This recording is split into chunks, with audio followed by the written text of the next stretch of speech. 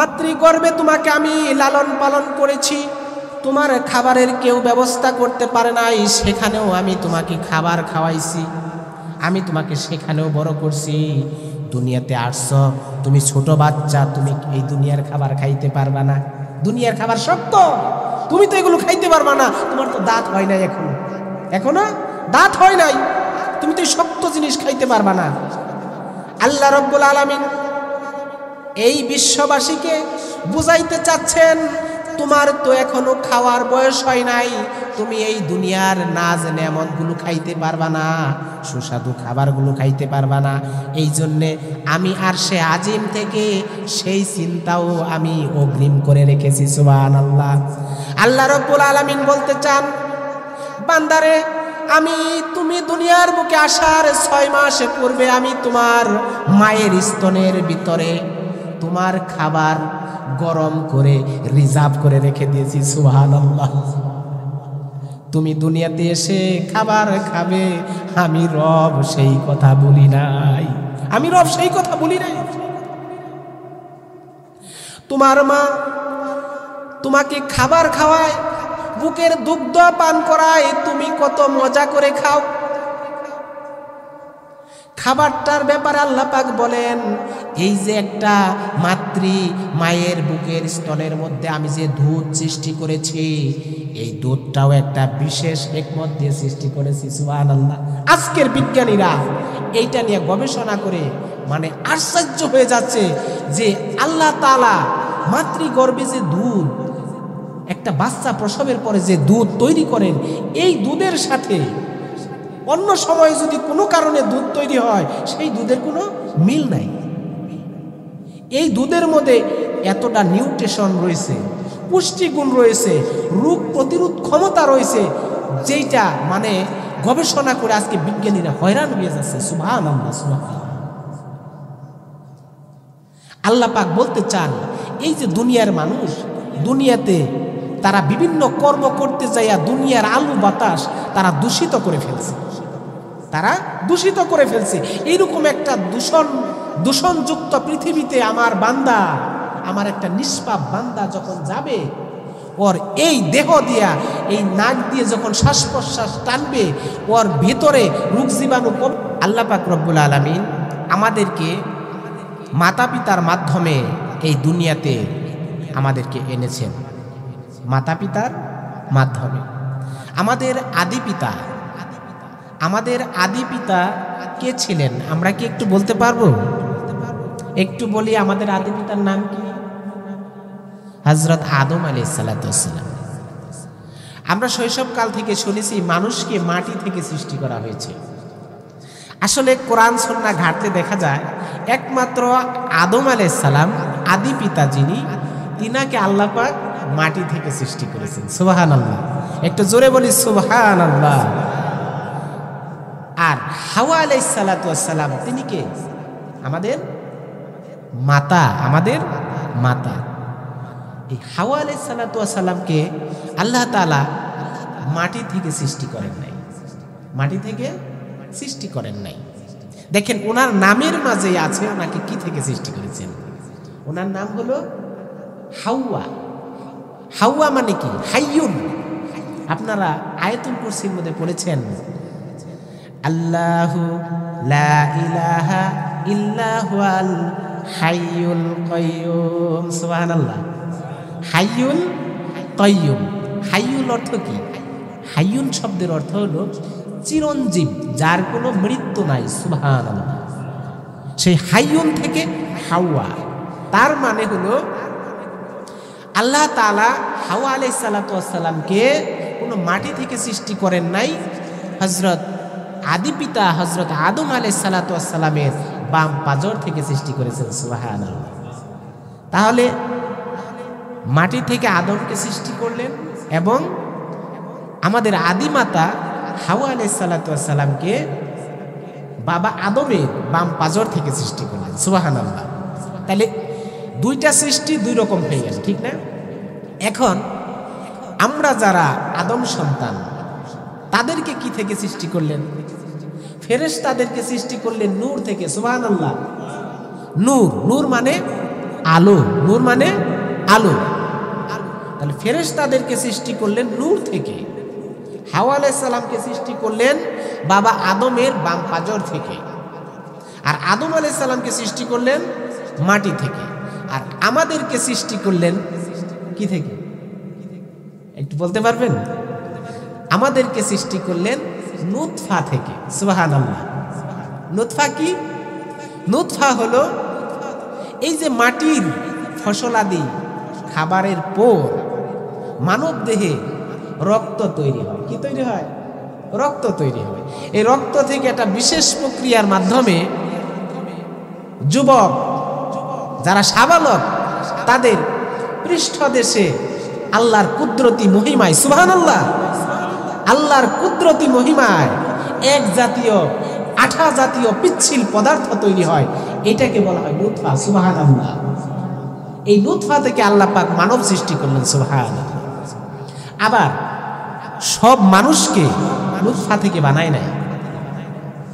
যেমন হযরত ঈসা আলাইহিস সালাতু ওয়াস সালাম, নাম শুনছেন না? ঈসা পয়গম্বর, তাকে আল্লাহ পাক সৃষ্টি করলেন মরিয়ম আলাইহিস সালামের গর্ভে। আচ্ছা বলেন তো, ঈসা আলাইহিস সালাতু ওয়াস সালামের পিতার নাম কি? পিতার নাম জানি আমরা? ঈসা পয়গম্বরের পিতা ছিলেন? ছিলেন কিনা?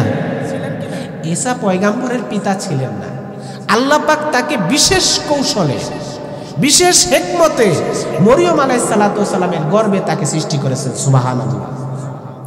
এই যে ঘটনাগুলাই বলতেছি, এর থেকে আল্লাহ পাক বুঝাইতেছেন বিশ্ববাসীকে, আমি পিতা মাতার মাধ্যমেও মানুষ সৃষ্টি করতে পারি, আবার পিতা মাতা ছাড়াও করতে পারি। সুবহানাল্লাহ। সেই মনিবের আজকে কথা হবে এখানে, সেই মনিবের কথা হবে, আমরা ধৈর্য সহকারে শুনবো ইনশাআল্লাহ। তাহলে আসুন শুরুতে আমরা এই যে আমরা এত মানুষ, 700 কোটি মানুষ পৃথিবীতে, এই মানুষগুলো কিভাবে আসলো কোরআন থেকে জেনে নেই। আল্লাহ পাক রব্বুল আলামিন কোরআনে কারিমের মধ্যে বলছেন, ইন্না খলাকনাকুম মিন তুরাব, আমি মানুষকে মাটি থেকে সৃষ্টি করেছি। এখানে তুরাব শব্দের অর্থ হলো মাটির নির্যাস। সুবহানাল্লাহ। মাটির নির্যাসটা কি? যে মানুষ যা কিছু এই পৃথিবীতে ভক্ষণ করে, এগুলোর মূলে দেখবেন আপনি ভাত খান, এই যে ভাত খাই বা আপনারা খান, ফল খান, সবজি খান, যাই খান, এগুলো সব কিছুর মূলে কিন্তু মাটি থেকে এগুলো তৈরি হচ্ছে। এগুলো তৈরি হওয়ার পরে এগুলো একটা প্রক্রিয়ার মাধ্যমে নির্যাস হয়ে মানব দেহে ঢুকতেছে। আর এটার নামই হলো তুরাব। সুবহানাল্লাহ। এটার নামই তুরাব। তো এই যে আল্লাহ পাক রব্বুল আলামিন মানুষ সৃষ্টির যে প্রক্রিয়াটা বলতেছেন, এখানে আল্লাহ তাআলার একটা হিকমত, আল্লাহ তাআলার একটা শক্তির বহিঃপ্রকাশ, শক্তির বহিঃপ্রকাশ। আসুন আমরা এই ব্যাপারে একটু কথা বলি, মাতা পিতার ব্যাপারে আমরা চলে যাব ইনশাআল্লাহ। আল্লাহ পাক বলতেছেন, এই যে আমি তোমাদেরকে বিশেষ প্রক্রিয়ার মাধ্যমে সৃষ্টি করলাম, তুমি সৃষ্টির পূর্বে কিছু ছিলে না, তোমাকে এই জগৎ চিনত না, জানতো না, তোমার কোনো পরিচয় ছিল না, তোমার কোনো অস্তিত্ব ছিল না। আমি আল্লাহ পাক রব্বুল আলামিন তোমাকে সৃষ্টি করলাম, আর এই সৃষ্টি করার পরে আজকে তুমি দুনিয়াতে এসে আমাকে ভুলে গেলে, আমার বিরুদ্ধে অবস্থান নিলে, এটা কেমন করে করলে? কেমন করে তুমি আমার সাথে কুফরি করলে? দেখুন কোরআনের মধ্যে আল্লাহ পাক কি বলছে শুনুন। আল্লাহ রাব্বুল আলামিন বলেন, কাইফা তাকফুরুনা বিল্লাহি ওয়া কুনতুম আমওয়াতান ফাআহইয়াকুম সুম্মা ইউমীতুকুম সুম্মা ইউহয়ীকুম সুম্মা ইলাইহি তুরজাউন। সুবহানাল্লাহ বলেন।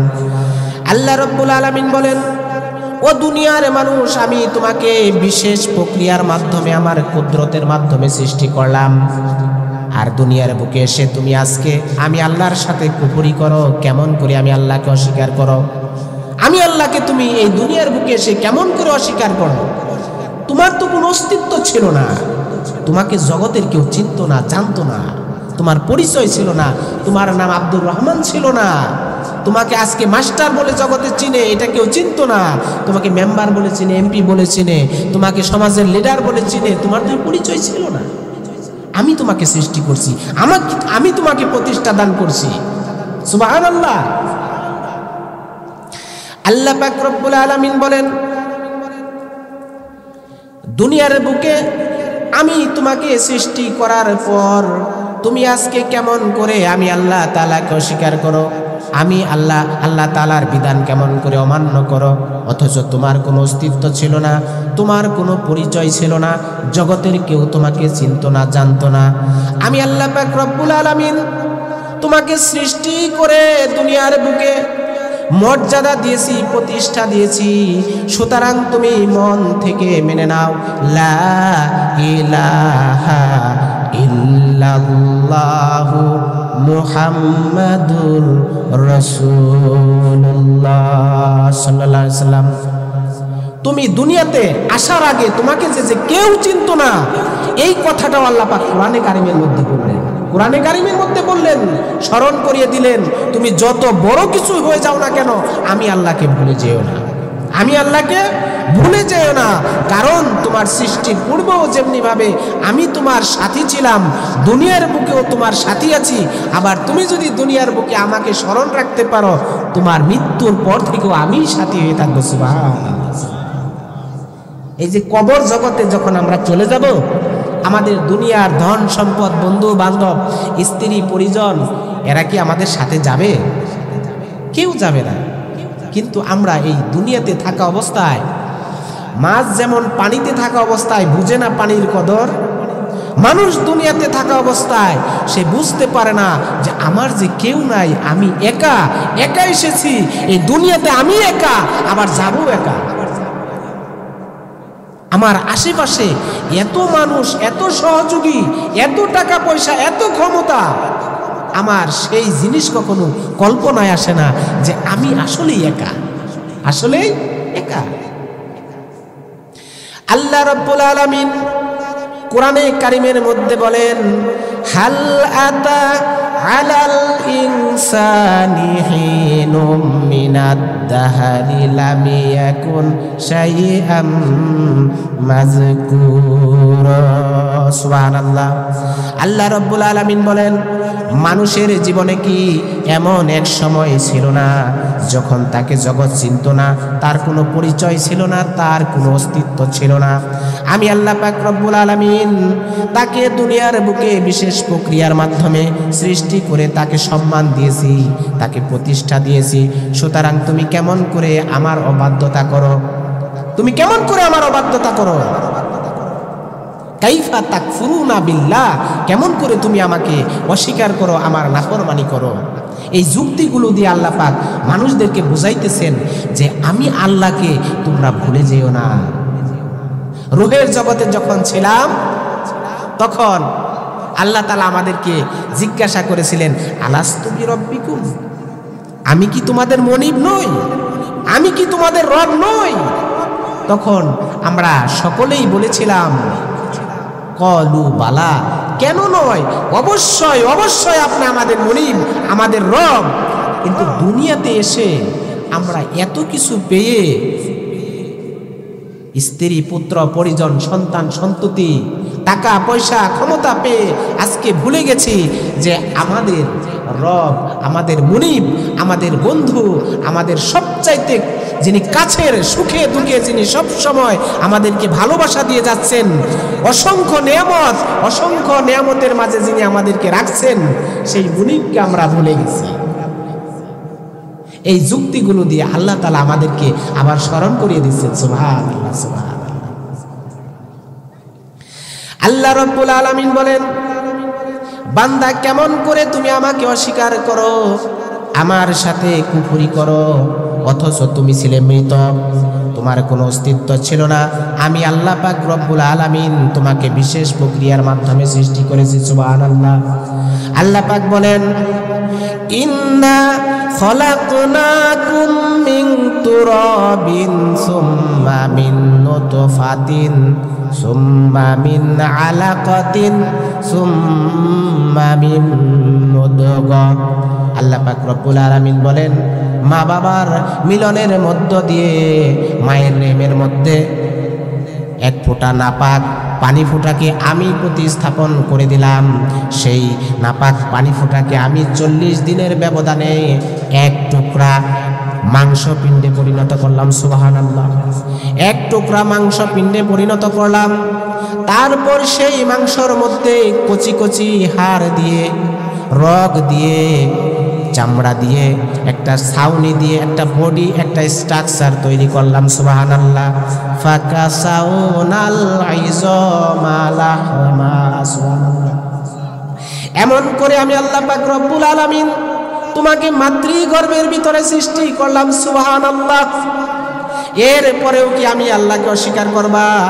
এরপরেও কি আমি আল্লাহকে ভুলে থাকবা? সুতরাং মন থেকে পড়ে নাও লা ইলাহা ইল্লাল্লাহু মুহাম্মাদুর রাসূলুল্লাহ সাল্লাল্লাহু আলাইহি ওয়াসাল্লাম। আল্লাহ পাক রব্বুল আলামিন বলতে চান, বান্দারে তোমার তো কোনো অস্তিত্ব ছিল না, ক্ষমতা ছিল না, তোমার পরিচয় ছিল না। আমি তোমাকে সৃষ্টি করলাম ওই যে মাতৃগর্ভে। আমি যেই জিনিস দ্বারা তোমাকে সৃষ্টি করলাম, আমি যদি ইচ্ছা করতাম মাতৃগর্ভে তোমার জন্মই হতো না, তোমার জন্মই হতো না। পৃথিবীতে দেখেন না কত মাতা পিতা আছে, তাদের কোনো সন্তান আদি হয় না, আছে না এরকম? শুধু স্বামী স্ত্রীর মিলনের মাধ্যমে যদি সন্তান হতো, এই পৃথিবীর বুকে অসংখ্য নর নারী আছে যাদের 5 বছর, 10 বছর, 20 বছর, 40 বছর পার হয়ে গেছে, একটা সন্তান আমার মালিক দান করে না। কথা ঠিক কিনা? তাহলে বোঝা যায় যে আল্লাহ পাক রব্বুল আলামিন আল্লাহর বিধান।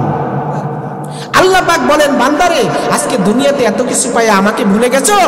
আমি ইচ্ছা করলে তোমাকে ওই মাতৃগর্ভের ভিতরে তোমাকে ভ্যানিশ করে দিতে পারতাম, ল্যাংড়া করে বাহির করতে পারতাম, অন্ধ করে বাহির করতে পারতাম। এই যে আমরা যে কয়জন মানুষ এখানে আছি সকলেই দেখতে পারছি, আলহামদুলিল্লাহ, আলহামদুলিল্লাহ, সকলেই সুস্থ। আমরা দেখতে পাচ্ছি, শ্বাস নিতে পারছি, খেতে পারছি, চলতে পারছি। এটা আল্লাহ তাআলার যে কত বড় নিয়ামত, কত বড় নিয়ামত। এই নিয়ামত শুকরিয়া আদায় করে শেষ করা যাবে না, বলি আলহামদুলিল্লাহ।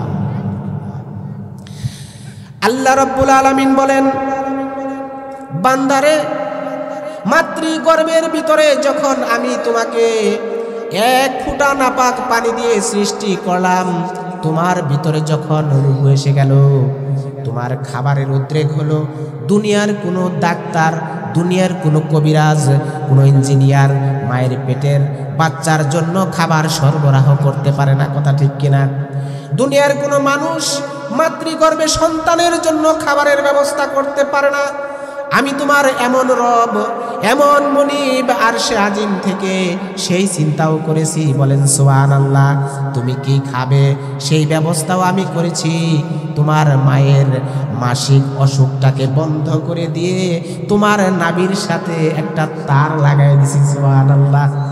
আর সেই তারের মাধ্যমে আমি আল্লাহ পাক রব্বুল আলামিন মায়ের নাপাক রক্তটা তোমার ভিতরে পাস করে দিয়ে তোমাকে তিল তিল করে বড় করেছি। সুবহানাল্লাহ। সুতরাং কেমন করে আমি আল্লাহকে অস্বীকার করো? মন থেকে পড়ে নাও লা ইলাহা ইল্লাল্লাহু মুহাম্মাদুর রাসূলুল্লাহ। একটু জিকির করেন লা ইলাহা, একটু জোরে জোরে বাবারা, লা ইলাহা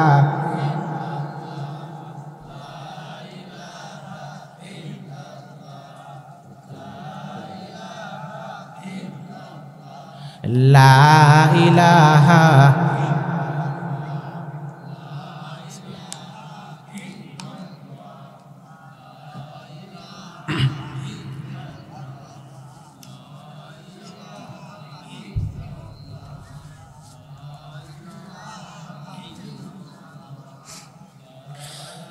আল্লাহ রাব্বুল আলামিন,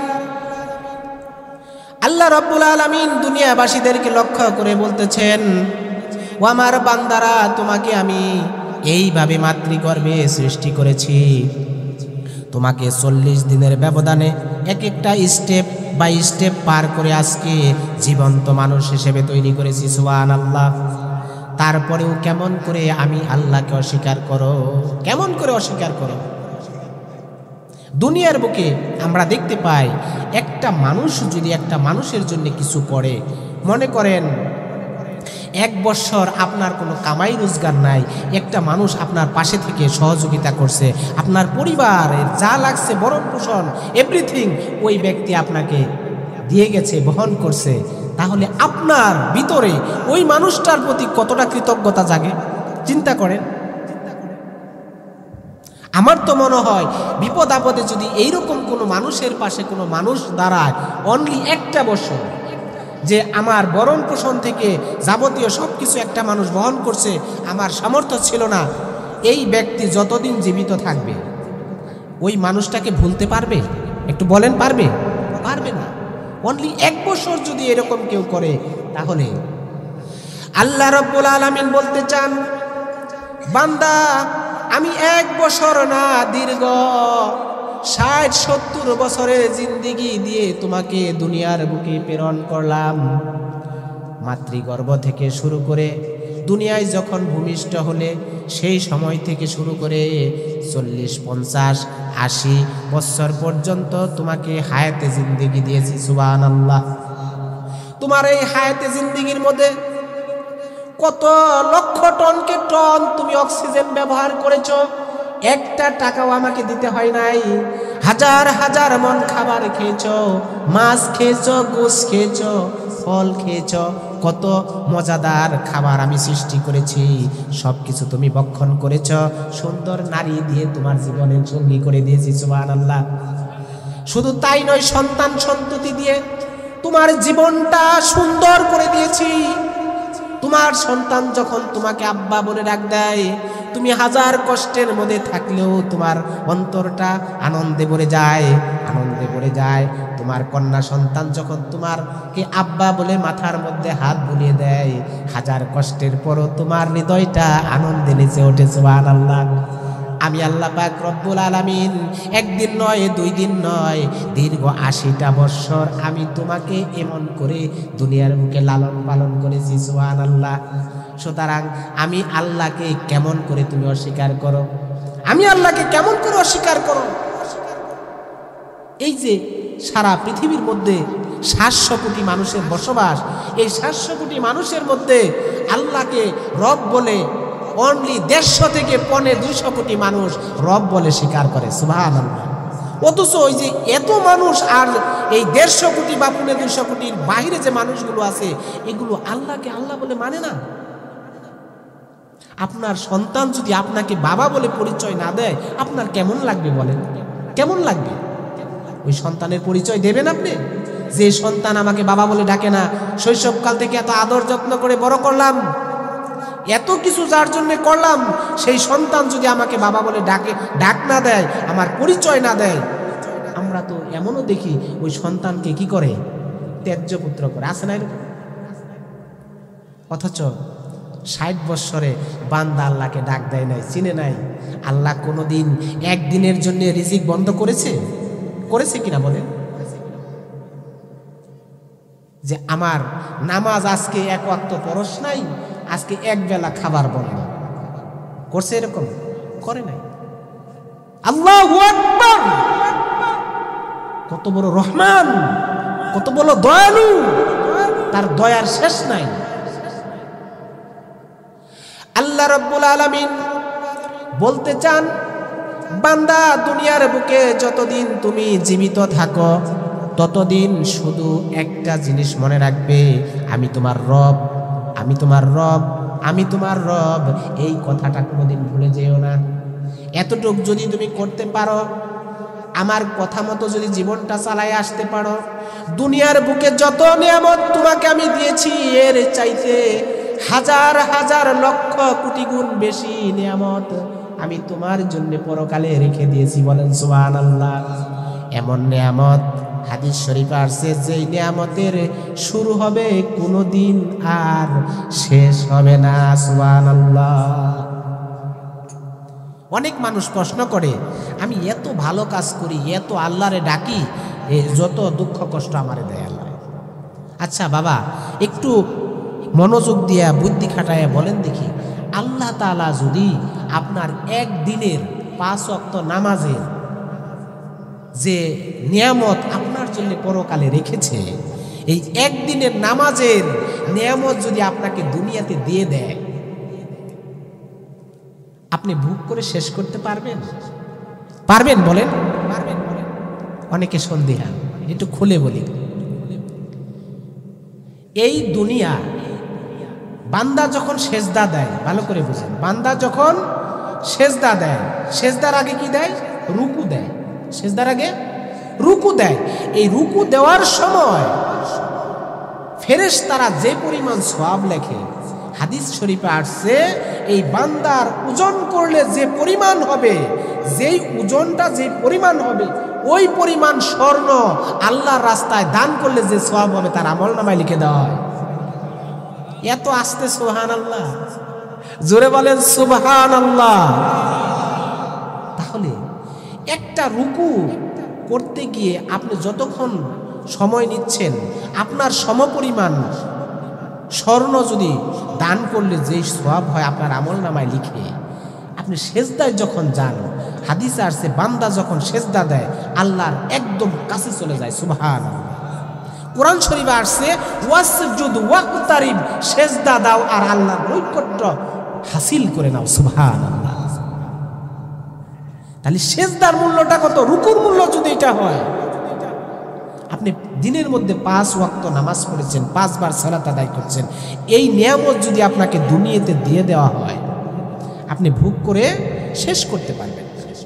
কারণ আপনার জীবন হলো সীমিত, অনলি 60 বছর, 70 বছর, 80 বছর, 100 বছর, এর উপরে তো আপনি আর দুনিয়াতে থাকতে পারবেন না।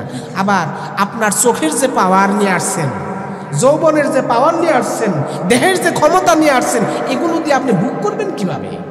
এই জন্য আল্লাহ পাক দুনিয়াতে সব কাজের প্রতিদান দেয় না, আপনাকে দিবে পরকালে। এত দিবে আপনি শেষ করতে পারবেন না। হাদিসে আসছে একটা মানুষ বেহেশতে যাওয়ার পর যখন তার এই যৌবন ব্যবহার করতে থাকবে, দিন যাবে আর বৃদ্ধি পেতে থাকবে। সুবহানাল্লাহ। যত ব্যবহার হবে তত বৃদ্ধি পাবে। আর দুনিয়াতে এর উল্টা, ঠিক না? এর উল্টা। বেহেশতের মধ্যে আপনি কোনোদিন বৃদ্ধ হবেন না, আপনার বয়স হবে 33 বছর। সুবহানাল্লাহ। আপনি তো বৃদ্ধ হবেন না, আপনার যেভাবে ইচ্ছা এই বেহেশতের মধ্যে আপনি সেইভাবে নাজ নেয়ামত ভোগ করবেন। এই জন্য আল্লাহ পাক রব্বুল আলামিন দুনিয়াতে সকল কর্মের প্রতিদান দেন না, যেগুলো পরকালে দিবেন। সুবহানাল্লাহ।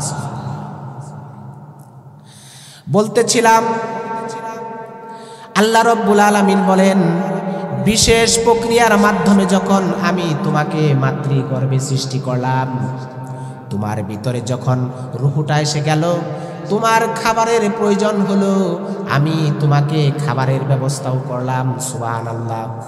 আমি তোমার খাবারের ব্যবস্থাও করলাম। তাহলে আমি তোমার কত বড় রব, যেই সময় তোমার চিন্তা দুনিয়ার কোনো মাখলুক করতে পারে নাই, আমি তোমার এমন রব, এমন মনিব, আমি তখনও তোমার চিন্তা করেছি। সুবহানাল্লাহ, সুবহানাল্লাহ। এই জন্যে কোনো কবি তার ভাষায় লেখেন, যখন তোমার কেউ ছিল না তখন ছিলাম আমি, আবার যখন তোমার কেউ রবে না তখন থাকবো আমি দুনিয়াতে, তুমি যদি নেকি করো বেশি। সুবহানাল্লাহ, সুবহানাল্লাহ। আল্লাহ রাব্বুল আলামিন বলেন, মাতৃগর্ভের ভিতরে যখন তোমার পরিপূর্ণ বয়স হয়ে গেল, তোমাকে আর ওই জগতে থাকার সময় নাই, তোমাকে এখন দুনিয়ার বুকে নিয়ে আসতে হবে। দুনিয়াতে তোমাকে আমি নিয়ে আসলাম ছোট্ট বাচ্চা কারে। তুমি যখন ভূমিষ্ঠ হলে, ভূমিষ্ঠ হওয়ার পর তোমার কোনো ভাষা নাই, তুমি কথা বলতে পারো না, তোমার যদি কোনো সমস্যা হয় সেই কথাটাও তুমি প্রকাশ করতে পারো না। এটা কি পারতাম আমরা? কেউ পারে না এটা। আল্লাহ পাক রব্বুল আলামিন বলেন, আর রহমান আল্লামাল কুরআন খলাকাল ইনসানা আল্লামাহুল বায়ান। সুবহানাল্লাহ। তিনি রহমান, তিনিই কোরআন শিক্ষা দিয়েছেন এবং তিনিই তার বান্দাদেরকে ভাষা শিক্ষা দিয়ে থাকেন। সুবহানাল্লাহ। সুতরাং মানুষ যিনি সৃষ্টি করেছেন, ভাষা শিক্ষা দেওয়ার দায়িত্বটাও তিনি তার কাঁধে নিয়েছেন। সুবহানাল্লাহ। দেখবেন একটা শিশু যখন দুনিয়াতে আসে, তার যখন কথা বলার সময় হয়, আপনি তার সামনে কথাবার্তা বলেন, সে ওগুলো দেখে দেখে শিখে, ঠিক না? এমন কি শক্তি তার ব্রেনের মাঝে, তার দেহের মাঝে আল্লাহ পাক দিলেন, তার সামনে যে কথাই বলতেছেন সে আস্তে আস্তে ওগুলো শিখতেছে। এই ক্ষমতা যদি কেউ না দেয় তাহলে তো এটা সম্ভব না। এই যে বর্তমান যুগে যারা রোবট বানায়, রোবট কত টাকা পয়সা খরচ করে কত প্রোগ্রাম সেটার মধ্যে সেট করার পরও দেখা যায় অনেক সময় সেট করছে একটা, বলে আরেকটা, হয় না? এরকম হয় না? কিন্তু এই মানব দেহটা এমনভাবে আল্লাহ পাক সৃষ্টি করলেন, শৈশবকালে এমনভাবে ভাষা শিক্ষা দিচ্ছেন যে মায়ের কাছ থেকে সে শৈশবকাল থেকে সব ভাষা, পিতার কাছ থেকে সকল ভাষা সে আস্তে আস্তে আস্তে আস্তে আয়ত্ত করতেছে। সুবহানাল্লাহ। এই কাজ যিনি করেন অদৃশ্যে থেকে, তিনি আর কেউ নন, তিনি আপনার মুনিব, আমার মুনিব, তিনি সৃষ্টিকর্তা রব্বুল আলামিন। সুবহানাল্লাহ, সুবহানাল্লাহ। আমরা নামাজের মধ্যে পড়ি আলহামদুলিল্লাহি রব্বিল आलमीन। तमाम तारीफ खुदा ताला के लिए जिसने तमाम जहान का पालने वाला है। सुभान अल्लाह, सुभान अल्लाह। আল্লাহ রব্বুল আলামিন বলেন, বান্দারে তোমাকে যখন দুনিয়ার বুকে নিয়ে আসলাম তখন তোমার কোনো ভাষা ছিল না, তুমি কোনো কথা বলতে পারতে না, তোমার কোনো ভাষা ছিল না। আল্লাহ রব্বুল আলামিন বান্দাকে সেই কথাটাও কোরআন শরীফের মাধ্যমে স্মরণ করাইলেন। আল্লাহ পাক বলেন, আল্লাহু আখরাজাকুম মিন বুতুনি উম্মাহাতিকুম লা তা'লামুনা শাইআ। সুবহানাল্লাহ। আল্লাহ রব্বুল আলামিন বলেন, বান্দা তোমাকে যখন দুনিয়ার বুকে নিয়ে আসলাম তুমি কথা বলতে পারো না, তোমার কোনো ভাষা নাই, কিন্তু তোমার ভাষা না থাকলে কি হবে? আমি তো তোমার মনের কথা জানি। সুবহানাল্লাহ। আমি তো তোমার মনের কথা জানি। আপনি ঢাকায় গেছেন, রাস্তা চিনেন না, আপনার সাথে এমন একজন গার্ডিয়ান আছেন যিনি আপনাকে হাত ধরে ঢাকায় নিয়ে যাচ্ছেন, আপনার কোনো ভয় আছে? আছে বলেন? আল্লাহ পাক রব্বুল আলামিন বলতে চাচ্ছেন, বান্দা তুমি ভাষা জানো না তাতে কি হয়েছে? আমি তো তোমার রব। সুবহানাল্লাহ। আমি তো তোমার রব। আল্লাহ রব্বুল আলামিন বলেন, বান্দা তোমার কোনো ভাষা না থাকলে কি হবে? আমি তোমার মায়ের ভিতরে এমন এক মহব্বত পয়দা করে দিয়েছি, এমন ভালোবাসা তৈরি করে দিয়েছি, তুমি যখন কান্দো, তোমার কান্দার আওয়াজ যখন মায়ের কান পর্যন্ত যায়, মা আর বসে থাকতে পারে না, মা জননী হাজার কর্ম ফেলে দিয়ে সন্তানকে বুকে আগলে নেয়, চুমু দেয়, বাবারে কি হয়েছে, কান্দিস না। সুবহানাল্লাহ। আরে কত দয়ালু মা জননী।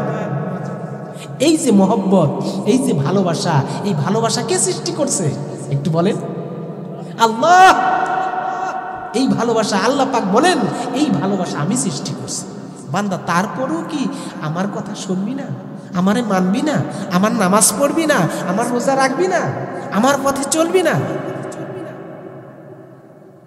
আল্লাহ রাব্বুল আলামিন বলেন, বান্দা এরকম করে আমি তোমার মায়ের ভিতরে ভালোবাসা সৃষ্টি করে দিয়ে শৈশবকাল থেকে তোমাকে কত আদর যত্ন করে মানুষ করলাম, বড় করলাম, সমাজে প্রতিষ্ঠা করলাম। সুতরাং তুমি মন থেকে পড়ে নাও লা ইলাহা ইল্লাল্লাহু মুহাম্মাদুর রাসূলুল্লাহ সাল্লাল্লাহু আলাইহি সাল্লাম। আল্লাহ রাব্বুল আলামিন বলেন, বান্দা মাতৃগর্ভে তোমাকে আমি লালন পালন করেছি, তোমার খাবারের কেউ ব্যবস্থা করতে পারে নাই, সেখানেও আমি তোমাকে খাবার খাওয়াইছি, আমি তোমাকে সেখানেও বড় করছি। দুনিয়াতে আসছো, তুমি ছোট বাচ্চা, তুমি এই দুনিয়ার খাবার খাইতে পারবা না। দুনিয়ার খাবার শক্ত, তুমি তো এগুলো খাইতে পারবা না, তোমার তো দাঁত হয় নাই এখনো দাঁত হয় নাই, তুমি তো শক্ত জিনিস খাইতে পারবা না। আল্লাহ রাব্বুল আলামিন এই বিশ্ববাসীকে বুঝাইতে চাচ্ছেন, তোমার তো এখনো খাওয়ার বয়স হয় নাই, তুমি এই দুনিয়ার নাজ নেয়ামতগুলো খাইতে পারবা না, সুস্বাদু খাবারগুলো খাইতে পারবা না। এই জন্যে আমি আরশে আজিম থেকে সেই চিন্তাও আমি অগ্রিম করে রেখেছি। সুবহানাল্লাহ। আল্লাহ রাব্বুল আলামিন বলতে চান, বান্দারে তুমি দুনিয়ার বুকে আসার 6 মাস পূর্বে আমি তোমার মায়ের স্তনের ভিতরে তোমার খাবার গরম করে রিজার্ভ করে রেখে দিয়েছি। সুবহানাল্লাহ। তুমি দুনিয়াতে এসে খাবার খাবে, আমি রব সেই কথা বলি নাই, তোমার মা তোমাকে খাবার খাওয়ায়, বুকের দুগ্ধ পান করায়, তুমি কত মজা করে খাও। খাবারটার ব্যাপারে আল্লাহ পাক বলেন, এই যে একটা মায়ের বুকের স্তনের মধ্যে আমি যে দুধ সৃষ্টি করেছি, এই দুধটাও একটা বিশেষ হিকমত দিয়ে সৃষ্টি করেছি। সুবহানাল্লাহ। আজকের বিজ্ঞানীরা এইটা নিয়ে গবেষণা করে মানে আশ্চর্য হয়ে যাচ্ছে যে আল্লাহ তাআলা মাতৃগর্ভে যে দুধ, একটা বাচ্চা প্রসবের পরে যে দুধ তৈরি করেন, এই দুধের সাথে অন্য সময় যদি কোনো কারণে দুধ তৈরি হয়, সেই দুধের কোনো মিল নাই। এই দুধের মধ্যে এতটা নিউট্রিশন রয়েছে, পুষ্টিগুণ রয়েছে, রোগ প্রতিরোধ ক্ষমতা রয়েছে, যেটা মানে গবেষণা করে আজকে বিজ্ঞানীরা হয়রান হয়ে যাচ্ছে। সুবহানাল্লাহ, সুবহানাল্লাহ। আল্লাহ পাক বলতে চান, এই যে দুনিয়ার মানুষ, দুনিয়াতে তারা বিভিন্ন কর্ম করতে যাইয়া দুনিয়ার আলো বাতাস তারা দূষিত করে ফেলছে। এইরকম একটা দূষণযুক্ত পৃথিবীতে আমার বান্দা, আমার একটা নিষ্পাপ বান্দা যখন যাবে, ওর এই দেহ দিয়া, এই নাক দিয়ে যখন শ্বাস প্রশ্বাস টানবে, ওর ভেতরে রোগ জীবাণু প্রবেশ করে ও অসুস্থ হয়ে যাবে, ওর তো প্রতিরোধের ক্ষমতা থাকবে না। আমার আল্লাহ পাক বলেন, আমি সেই চিন্তাও আমি তোমার রব হয়ে করেছি। সুবহানাল্লাহ। তুমি যাতে অসুস্থ হয়ে না যাও, তোমার দেহের মধ্যে যাতে রোগ প্রতিরোধ ক্ষমতা বৃদ্ধি পেতে থাকে, এই জন্য আল্লাহ পাক মায়ের দুধের মধ্যে এমন পুষ্টিগুণ দিয়েছেন, ওই দুধ যখন একটা সন্তান খায়, অটোমেটিক্যালি ওই বাচ্চার দেহের মধ্যে রোগ প্রতিরোধ ক্ষমতা বৃদ্ধি পাইতে থাকে। সুবহানাল্লাহ। একটা বাচ্চা দেখবেন ডাক্তাররা বলে, যখন একটা বাচ্চা জন্মগ্রহণ করে, ওরে মায়ের বুকের দুধ পান করান, এই কথাটা বলে না? বলে। কারণ কি? মায়ের দুধের মধ্যে যেই জিনিস আল্লাহ পাক দিয়েছেন, ওই ফিডার আর ওই যে কি কয় ডানু আর হাবিজাবি খাবারের মধ্যে তার 100 ভাগের 1 ভাগও নাই। এই জন্য দেখবেন যে বাচ্চাগুলো ডানু খায়, ফিডার খায়, ওই বাচ্চাগুলো বেশি অসুস্থ হয়। আর মায়ের দুধ যেই বাচ্চারা শৈশবকালে পান করে খায়, ওই বাচ্চাগুলো যখন বেড়ে ওঠে, তার দেহটা ওরকম স্ট্রং হয়ে বেড়ে ওঠে, ঠিক না? কারণ এটা আল্লাহ পাকের বিশেষ সৃষ্টি। সুবহানাল্লাহ। এটা আল্লাহ পাকের বিশেষ সৃষ্টি। এই যে গ্রামগঞ্জে এক সময় আমরাও শৈশবকালে দেখছি, বাচ্চা হওয়ার পরে ওই মায়েরা, নানীরা বলে যে প্রথম যে দুধটা হয়, মা বোনেরা লক্ষ্য করে শুনবেন কথাগুলো, প্রথম যে দুধটা হয় ওইটা অনেক সময় ফেলে দিত। এখনো অনেক গ্রামে এই জিনিসটা করে যে প্রথম যে দুধটা এটা নাকি খাওয়াইতে নাই, এরকম অনেকে বলে। কিন্তু বিজ্ঞান কিন্তু এই কথা বলে না। বিজ্ঞান বলে যে মায়ের বুকের মধ্যে যে দুধটা প্রথমে হয়, এই দুধটা বাচ্চার জন্যে এতটা উপকারী, যেটা পরবর্তীতে যে দুধগুলো থাকে ওইটার চাইতে প্রথম যে দুধটা, এইটা বেশি উপকারী। সুবহানাল্লাহ। এটাকে গ্রামের ভাষায় কি বলে? শাল দুধ। শাল দুধ না? শাল দুধ বলে। এটা খাওয়াবেন, এটা প্রথমে বাচ্চাকে এই দুধটা খাওয়াবেন। আর বাচ্চা যখন ভূমিষ্ঠ হয়, এখানে কিছু কথা আছে, সেটা কি? বাচ্চা ভূমিষ্ঠ হওয়ার পরে এই বাচ্চাকে কোনো দিনদার মানুষ থাকলে, পরহেজগার, মিথ্যা কথা বলে না, সুদ খায় না, ঘুষ খায় না, অহেতুক কথাবার্তা বলে না, এরকম লোক আছে না সমাজে? 2-1 খুঁজলে পাওয়া যাইব। এখনো যে মানুষ নাই তা না, আছে, খুঁজলে পাওয়া যাবে। এরকম কোনো মানুষের ধারা একটা খেজুর চাবাইয়া ওর মুখের মধ্যে দিবেন জন্মের পরে। পারবেন না? এটা হাদিসে আসছে, এটাকে তাহনিক বলা হয়, তাহনিক। আসমা রাদিয়াল্লাহু তাআলা আনহা থেকে একটা হাদিস বর্ণনা, এটা মুসলিম শরীফে আছে। এই হাদিসে হাসান যখন জন্মগ্রহণ করেন, হাসান কে ছিল? বিশ্বনবীর নাতি ছিল হাসান হুসাইন, তাই না? এই হাসান যখন জন্মগ্রহণ করেন তখন রাসূল সাল্লাল্লাহু আলাইহি সাল্লাম তার মুখে খেজুর চিবিয়ে তার মুখে দিয়েছেন। সুবহানাল্লাহ। আবার আরেকটা হাদিসের মধ্যে আসছে আসমা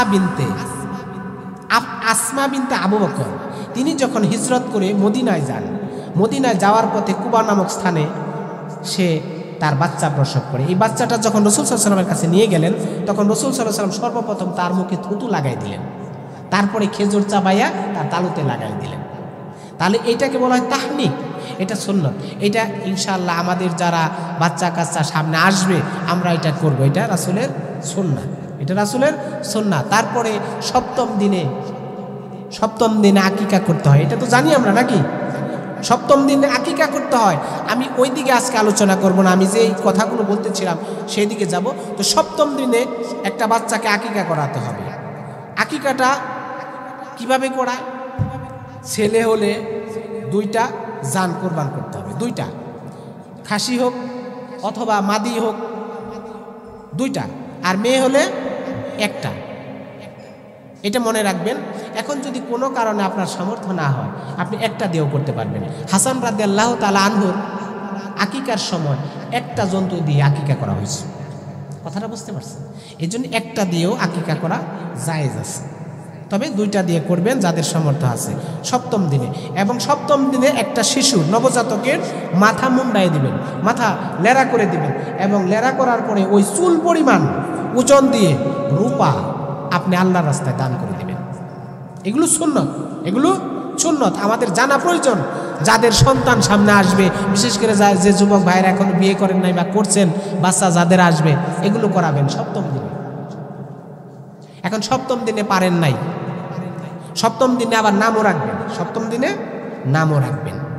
সপ্তম দিনে পারেন নাই 14তম দিনে করবেন, 14তম দিনে পারেন নাই 21তম দিনে করবেন, 21তম দিনে পারেন নাই জীবনের যখন পারেন তখন করবেন। কথাটা বুঝছেন? এটা হলো সুন্নাত। এগুলো করতে হবে, এগুলো মা বাবার দায়িত্ব, সন্তানের জন্য এগুলো মা বাবার দায়িত্ব বলার চেষ্টা করতাম, আগেই বলে দিলাম। এরপরে আল্লাহ পাক বলেন, দেখেন যে বান্দা আমি তোমাকে এরকম ভাবে দুনিয়াতে আনলাম, আনার পরে তোমার খাবারের ব্যবস্থা করলাম, তোমার মায়ের অন্তরের ভিতরে ভালোবাসা তৈরি করলাম, তোমাকে লালন পালন করানোর জন্যে মায়ের ভিতরে এত মহব্বত দিলাম, পিতার ভিতরে এত ভালোবাসা তৈরি করলাম। এই ভালোবাসা কিন্তু আমি আল্লাহ পাক সৃষ্টি করছি। সুবহানাল্লাহ। আল্লাহ রাব্বুল আলামিন বলেন, মায়ের দুধটাকে বেশি ঘন করি নাই, তুমি চোষা দিয়ে গিলতে পারবে না, হজম করতে তোমার সমস্যা হবে। এই জন্যে মায়ের দুধটাকে বেশি গাঢ় করি নাই, হালকা পাতলা করেছি, ওর ভিতরে হালকা মিষ্টি দিয়েছি। সুবহানাল্লাহ। হালকা মিষ্টি দিয়েছি, এবং মায়ের দুধের পটার মধ্যে একটা ছিদ্র দেই নাই। একটা ছিদ্র দিলে চোষা মারলে বেশি পরিমাণ দুধ ভিতরে এসে তোমার কণ্ঠনালী আটকে যেত, তুমি শ্বাস করতে পারতে না, তোমার কষ্ট হতো। এই জন্য আমি আল্লাহ পাক রব্বুল আলামিন মায়ের স্তনের মধ্যে সূক্ষ্ম 32টা ছিদ্র করে আস্তে করে দুধ বাহির করে আমি তোমাকে খাওয়াইছি। সুবহানাল্লাহ। আস্তে করে বাহির করে আমি তোমাকে খাওয়াইছি। দেখেন আল্লাহ কত কুদরতওয়ালা, এত সূক্ষ্মভাবে যিনি চিন্তা করে মানুষ সৃষ্টি করে মানুষকে আস্তে আস্তে আস্তে আস্তে সেই মানুষ হিসেবে প্রতিষ্ঠা করেন, সেই মনিবকে ভুলে থাকা কি মানুষের উচিত? যেই মানুষ দুনিয়াতে আসার পর তার রবকে চিনে না, ও তো মানুষ হতে পারে নাই। আপনি দেখবেন আমাদের সমাজে নাস্তিক নামে একটা গোষ্ঠী আছে না? এরা ঈশ্বরে বিশ্বাস করে? এরা বিশ্বাস করে না আল্লাহকে, এরা বিশ্বাস করে না। এদের মানে যারা নাস্তিক, এরা আল্লাহকে বিশ্বাস করে না। এরা বলে যে এই বিশ্বজগৎ মহাজগৎ সব কিছু এমনি এমনি সৃষ্টি হয়েছে। নাউজুবিল্লাহ কইবেন না, সব কিছু নাকি এমনি এমনি সৃষ্টি হয়ে গেছে।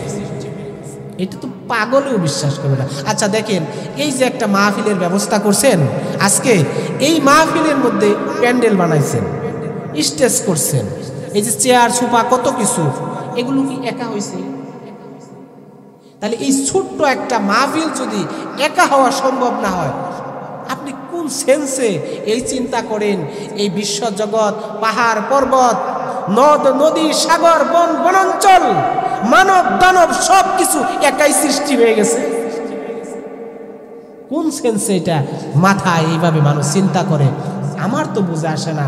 পাগল ছাগল না হইলে এরকম ভাবে কেউ চিন্তা করে না। এই জন্য নাস্তিকের কোনো ধর্ম নাই, নাস্তিকের কোনো ধর্ম নাই। ওরা হলো সমাজের কীট। ওরা দুনিয়াতে সমাজের যেমন কীট, মরার পরে হবে জাহান্নামের কীট। কথা ঠিক কিনা? আর আমরা যারা মুসলমান, আমরা বিশ্বাস করেছি আমাদের রব হলো মহাজগতের মহাস্রষ্টা আল্লাহ পাক রব্বুল আলামিন। আলহামদুলিল্লাহি রাব্বিল আলামিন। আল্লাহ পাক রব্বুল আলামিন তিনি বলতে চান, বান্দারে এই যে মায়ের দিলের মধ্যে এতটা ভালোবাসা সৃষ্টি করলাম, মায়া দিলাম, দরদ দিলাম, তোমার যা কিছু প্রয়োজন আমি আল্লাহ পাক রব্বুল আলামিন তোমাকে দিলাম। তুমি খবরদার দুনিয়াতে থাকা অবস্থায় আমাকে ভুলে যেও না। আর আমাকে যদি স্মরণ রাখতে পারো, আমার হুকুম আহকাম যদি তুমি মেনে চলে আসতে পারো, যেমনিভাবে আমি তোমার সাথে ছিলাম, কবরেও থাকবো, হাসরেও থাকবো, মিজানেও থাকবো, সর্বোপরি 30,000 বছরের রাস্তা বিদ্যুতের গতিতে পার করে দিয়ে আমি তোমাকে বিনা হিসেবে বেহেশতে পৌঁছায় দেব। সুবহানাল্লাহ। সুতরাং দুনিয়াতে থাকা অবস্থায় মন থেকে পড়ে নাও লা ইলাহা ইল্লাল্লাহু মুহাম্মাদুর রাসূলুল্লাহ সাল্লাল্লাহু আলাইহি সাল্লাম। আল্লাহ রাব্বুল আলামিন বলেন, যেই মা তোমাকে এত কষ্ট করে গর্ভ ধারণ করলেন, গর্ভের মধ্যে তোমাকে 10 মাস 10 দিন লালন পালন করলেন এবং দুনিয়াতে আসার পর তোমাকে 2টা বৎসর দুধ পান করাইলেন, তোমার যন্ত্রণা সহ্য করলেন, তোমার সর্বপ্রকার জ্বালাতন সহ্য করে তোমাকে যিনি লালন পালন করলেন, সেই মা বাবাকেও তোমরা আবার ভুলে যেও না। সেই মা বাবাকেও ভুলে যেও না। আল্লাহ রাব্বুল আলামিন বলেন, ওয়া ক্বাদা রাব্বুকা আল্লা তা'বুদু ইল্লা ইয়্যাহু ওয়া বিল ওয়ালিদাইনি ইহসানা। আমি আল্লাহ তাআলা সমগ্র মানব মণ্ডলীকে হুকুম দিয়েছি, আদেশ দিয়েছি, তারা যেন তাদের মাতা পিতাকে শ্রদ্ধা করে, ভালোবাসে, সম্মান করে। এই কথাটা কার? আল্লাহ তাআলার। কিন্তু দেখেন আফসোসের একটা বিষয় কি, আমরা যখন বড় হই, আমরা যখন বিবাহ শাদী করি, মা বাবা, একটা মা একটা বাবা 10টা সন্তান যেইভাবে আদর যত্ন করে লালন পালন করে, কিন্তু আমি যখন বড় হয়ে যাই, বিবাহ করি, তখন আমরা 5টা ছেলে মিলে 10টা ছেলে মিলে আমার একটা মাকে একটা বাবাকে লালন পালন করতে পারি না। এটা কতটা ব্যর্থতা, এটা মানবতা বিরোধী একটা কাজ। একটা মা 10টা সন্তান পালতে পারে, আর 5টা সন্তান মিলে একটা মাকে পালবে, একটা বাবাকে পালবে, এই সামর্থ্য হয় না। এই সন্তানের দাম পরকালে 4 পয়সা দাম হবে বলে আল্লাহ পাক বললেন, বান্দারে এই যে মা এত কষ্ট করে তোমাকে গর্ভে ধারণ করলো, লালন পালন করলো, এই মাকে ভুলে যায় না, কষ্ট দিও না। মায়ের জন্য দোয়া করবা। কি দোয়া করবা? সেই দোয়াটা আল্লাহ পাক শিখাইবে। সুবহানাল্লাহ। আমার সাথে পড়েন, রব্বির হামহুমা কামা রব্বায়ানি সগীরা। রব্বির হামহুমা কামা রব্বায়ানি সগীরা। আমার রব আমার মাতা পিতাকে সেইভাবে লালন পালন করো যেইভাবে আমি আব্দুর রহিমকে, আব্দুল করিমকে শৈশবকালে লালন পালন করেছি। সুবহানাল্লাহ। কত সুন্দর কৌশলপূর্ণ একটা কথা আল্লাহ পাক শিখাইলেন। আল্লাহ রাব্বুল আলামিন বলেন, বান্দারে মা বাবার সাথে কেমনে কথা বলবা সেই কথাটাও কোরআন শরীফের মধ্যে বলেন। আল্লাহ পাক বলেন, ওয়া কুল্লাহুমা কওলান কারীমা। সুবহানাল্লাহ। মা বাবার সাথে সম্মানজনক সৌন্দর্যভাবে নম্র সুরে যেই কথা শুনলে, সেই ভাষা শুনলে মা বাবার কলিজা ঠান্ডা হয়ে যাবে, সেইভাবে কথা বলো। সুবহানাল্লাহ, সুবহানাল্লাহ।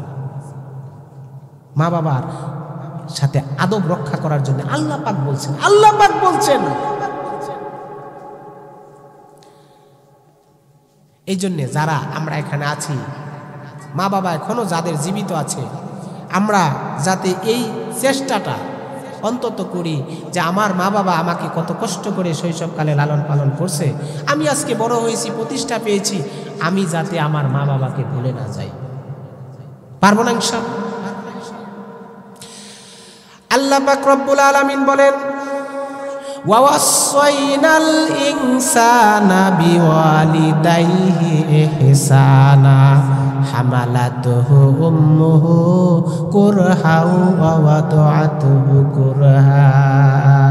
আল্লাহ রাব্বুল আলামিন বলেন, আমি এই পৃথিবীর মানুষদেরকে নসিহত করেছি, হুকুম দিয়েছি, তারা যেন তাদের মাতা পিতার সাথে সুন্দর ব্যবহার করে, তার মায়ের সাথে ভালো আচরণ করে, কারণ তার মা তাকে অত্যন্ত কষ্টের সাথে গর্ভধারণ করেছেন। তার মা তাকে অত্যন্ত কষ্টের সাথে গর্ভধারণ করেছেন। দেখুন, একটা সন্তান যখন মায়ের গর্ভে আসে, মা সারা দিন কাজকর্ম করে না? সন্তানকে পেটে নিয়েই তো করে। এই সারাদিন যখন কর্ম করে মায়ের কষ্ট হয় না? হয় কি না বলেন? মায়ের কত কষ্ট হয়, তারপরেও মা কোনোদিন বলছে যে আমি সন্তান নেব না, এই সন্তান চাই না, এই কথা বলছে? বরং মা কত আগ্রহের সাথে তার দিনগুলো এই কষ্টের মাঝে অতিবাহিত করে, যে আরে এই তো আর 2 মাস পর 3 মাস পরে আমার বাবা দুনিয়াতে আসবে, বাবার মুখখানা যখন দেখবো, মায়ের মুখখানা দেখবো, আমার সব কষ্ট দূর হয়ে যাবে। সুবহানাল্লাহ। এই আশাই তো থাকে। আল্লাহ রাব্বুল আলামিন দুনিয়াবাসীকে বলতে চান, তোমার মা 10টা মাস যখন তোমাকে গর্ভধারণ করে সাংসারিক কাজকর্ম করে, সারাদিন কাজকর্ম করে, তুমি গর্ভে থাকার কারণে তোমার মায়ের কষ্ট হয়, দিনের বেলা খাইতে পারে না, বমি আসে, কোনো কিছু খাইলে গন্ধ আসে, খাইতে পারে না। এমনিভাবে দীর্ঘ 10টা মাস সে দিনাতিপাত করে। রাতের বেলা যখন তোমার মা ঘুমাইতে যায়, তোমার নির্যাতনের কারণে পেটের ভিতর থেকে যখন তুমি ঘুষা মারো, নড়াচড়া করো, এইরকম নির্যাতনের কারণে তোমার মা রাতের বেলা ঘুমাইতে পারে না। পারে? বলেন, পারে না। এই যে এত অত্যাচার নির্যাতন পেটের ভিতরে করার পরও যখন দুনিয়াতে সন্তান আসে, কোনো মা কি সন্তানকে ধরে একটা আচার মারছে কিনা বলেন? মারে নাই। এত ভালোবাসা মায়ের কলিজার মধ্যে দিছে, বলেন সুবহানাল্লাহ। ওই মাকে ভুলে যাওয়া যাবে? পেপার পত্রিকায় আসে অনেক সময় যে এই যে করোনার মধ্যেই, যখন করোনা হইল, একটা নিউজের মধ্যে দেখলাম একটা বৃদ্ধ মা সন্তানেরা তাকে ধরে নিয়ে জঙ্গলের মাঝে ফেলে দিয়েছে। নাউজুবিল্লাহ বলেন। কোনো মানুষ এই কাজ করতে পারে? অথচ হাদিসে আসছে, হাদিস শরীফে আসছে, আল জান্নাতু তাহতা আকদামিল উম্মাহাত। বেহেশত হলো মায়ের পায়ের নিচে। সুবহানাল্লাহ। বেহেশত হলো মায়ের পায়ের নিচে। মাকে যদি সন্তুষ্ট করা যায়, বাবাকে যদি সন্তুষ্ট করা যায়, আল্লাহর জান্নাত পাওয়া খুব সহজ। সুবহানাল্লাহ। সারাদিন কাজ কাম করেছেন মা, এক পেট ক্ষুধা নিয়ে যখন খেতে বসেছেন, সন্তান পেটের ভিতর থেকে নাড়া দিয়ে উঠেছেন, মা খেতে পারলেন না। রাতের বেলায় আবার যখন মা ঘুমাতে গেছেন, কনকনা শীতের রজনী, মা যখন ঘুমাতে গেলেন, একটু চোখটা যখন লেগে আসছে, হঠাৎ করে সন্তান পেটের ভিতরে নাড়া দিয়েছে, একটু ঘুষা মেরেছে। মা ঘুমাইতে পারলেন না, কম্বলখানা ফেলে দিয়ে উঠলেন, হেলান দিয়ে ওয়ালের সাথে দাঁড়াইলেন, চোখের পানি ফেললেন, আর আল্লাহকে ডেকে ডেকে বললেন, আল্লাহ গো, তুমি আমার সন্তানটাকে পেটের ভিতরে ভালো রেখো। কি মা! মা! আমার এক উস্তাদ বলছিল, তিনি ক্লাস নিতে যাইয়া, যে এই মা কাকে কয় জানোস? মা কারে বলে? তখন ছোট ছিলাম, বুঝি নাই মা আবার কারে কয়। মা তো মাই কয় না, যার ভিতরে মায়া এবং দয়ার একটা সাগর আছে, তার নাম হলো মা। সুবহানাল্লাহ।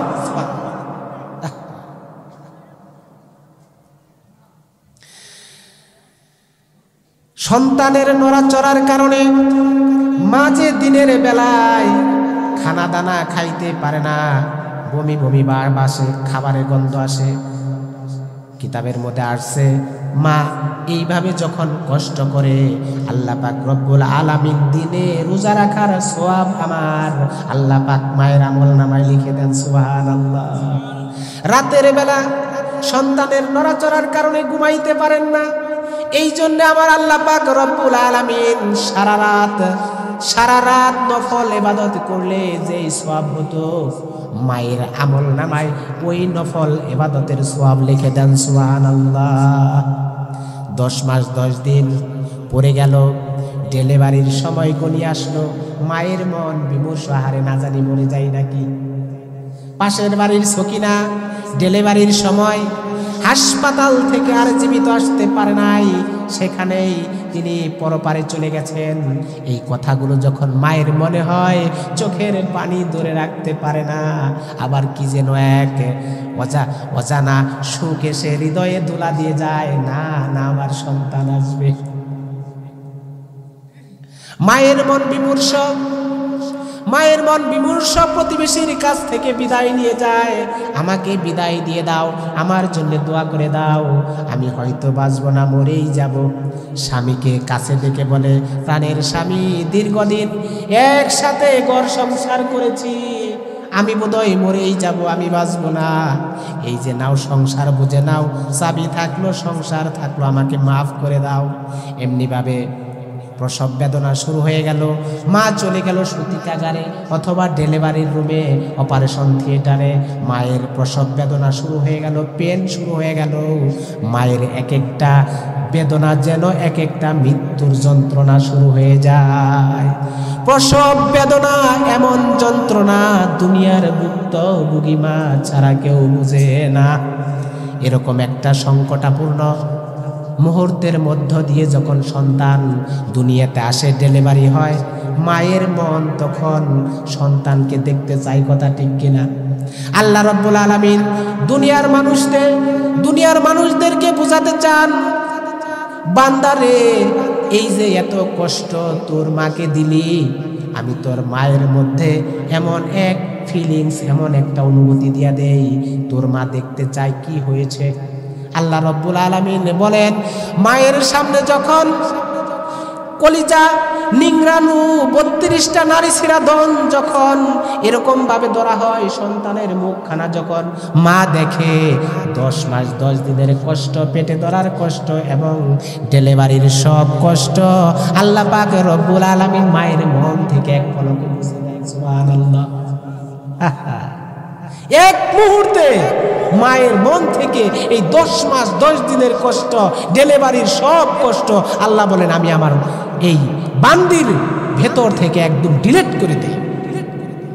সন্তান পাইয়া মা একটা হাসি দিয়ে বুকে জড়ায় দেয়। সুবহানাল্লাহ, সুবহানাল্লাহ। কত দরদি মা।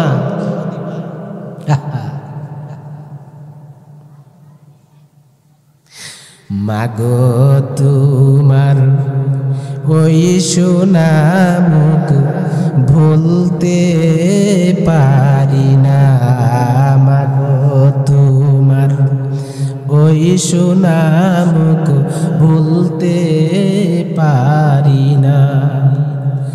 মুস্কি হেসে খোকা ডাকটি, মুস্কি হেসে খোকা ডাকটি শুনতে যে আর পাই না মা, মাগো তোমার ওই সোনা মুখ ভুলতে পারি না, মাগো তোমার, বলেন আমার সাথে একটু, মাগো তোমার ওই সোনা মুখ ভুলতে পারি না।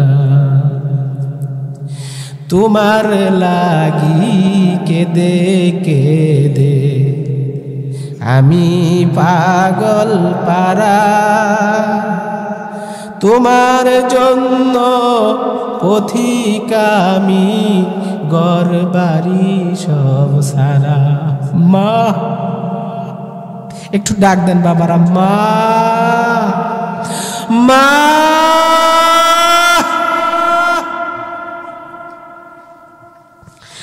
তোমার জন্য কেঁদে কেঁদে আমি পাগল পারা, তোমার জন্য পথিক আমি ঘর বাড়ি সব সারা।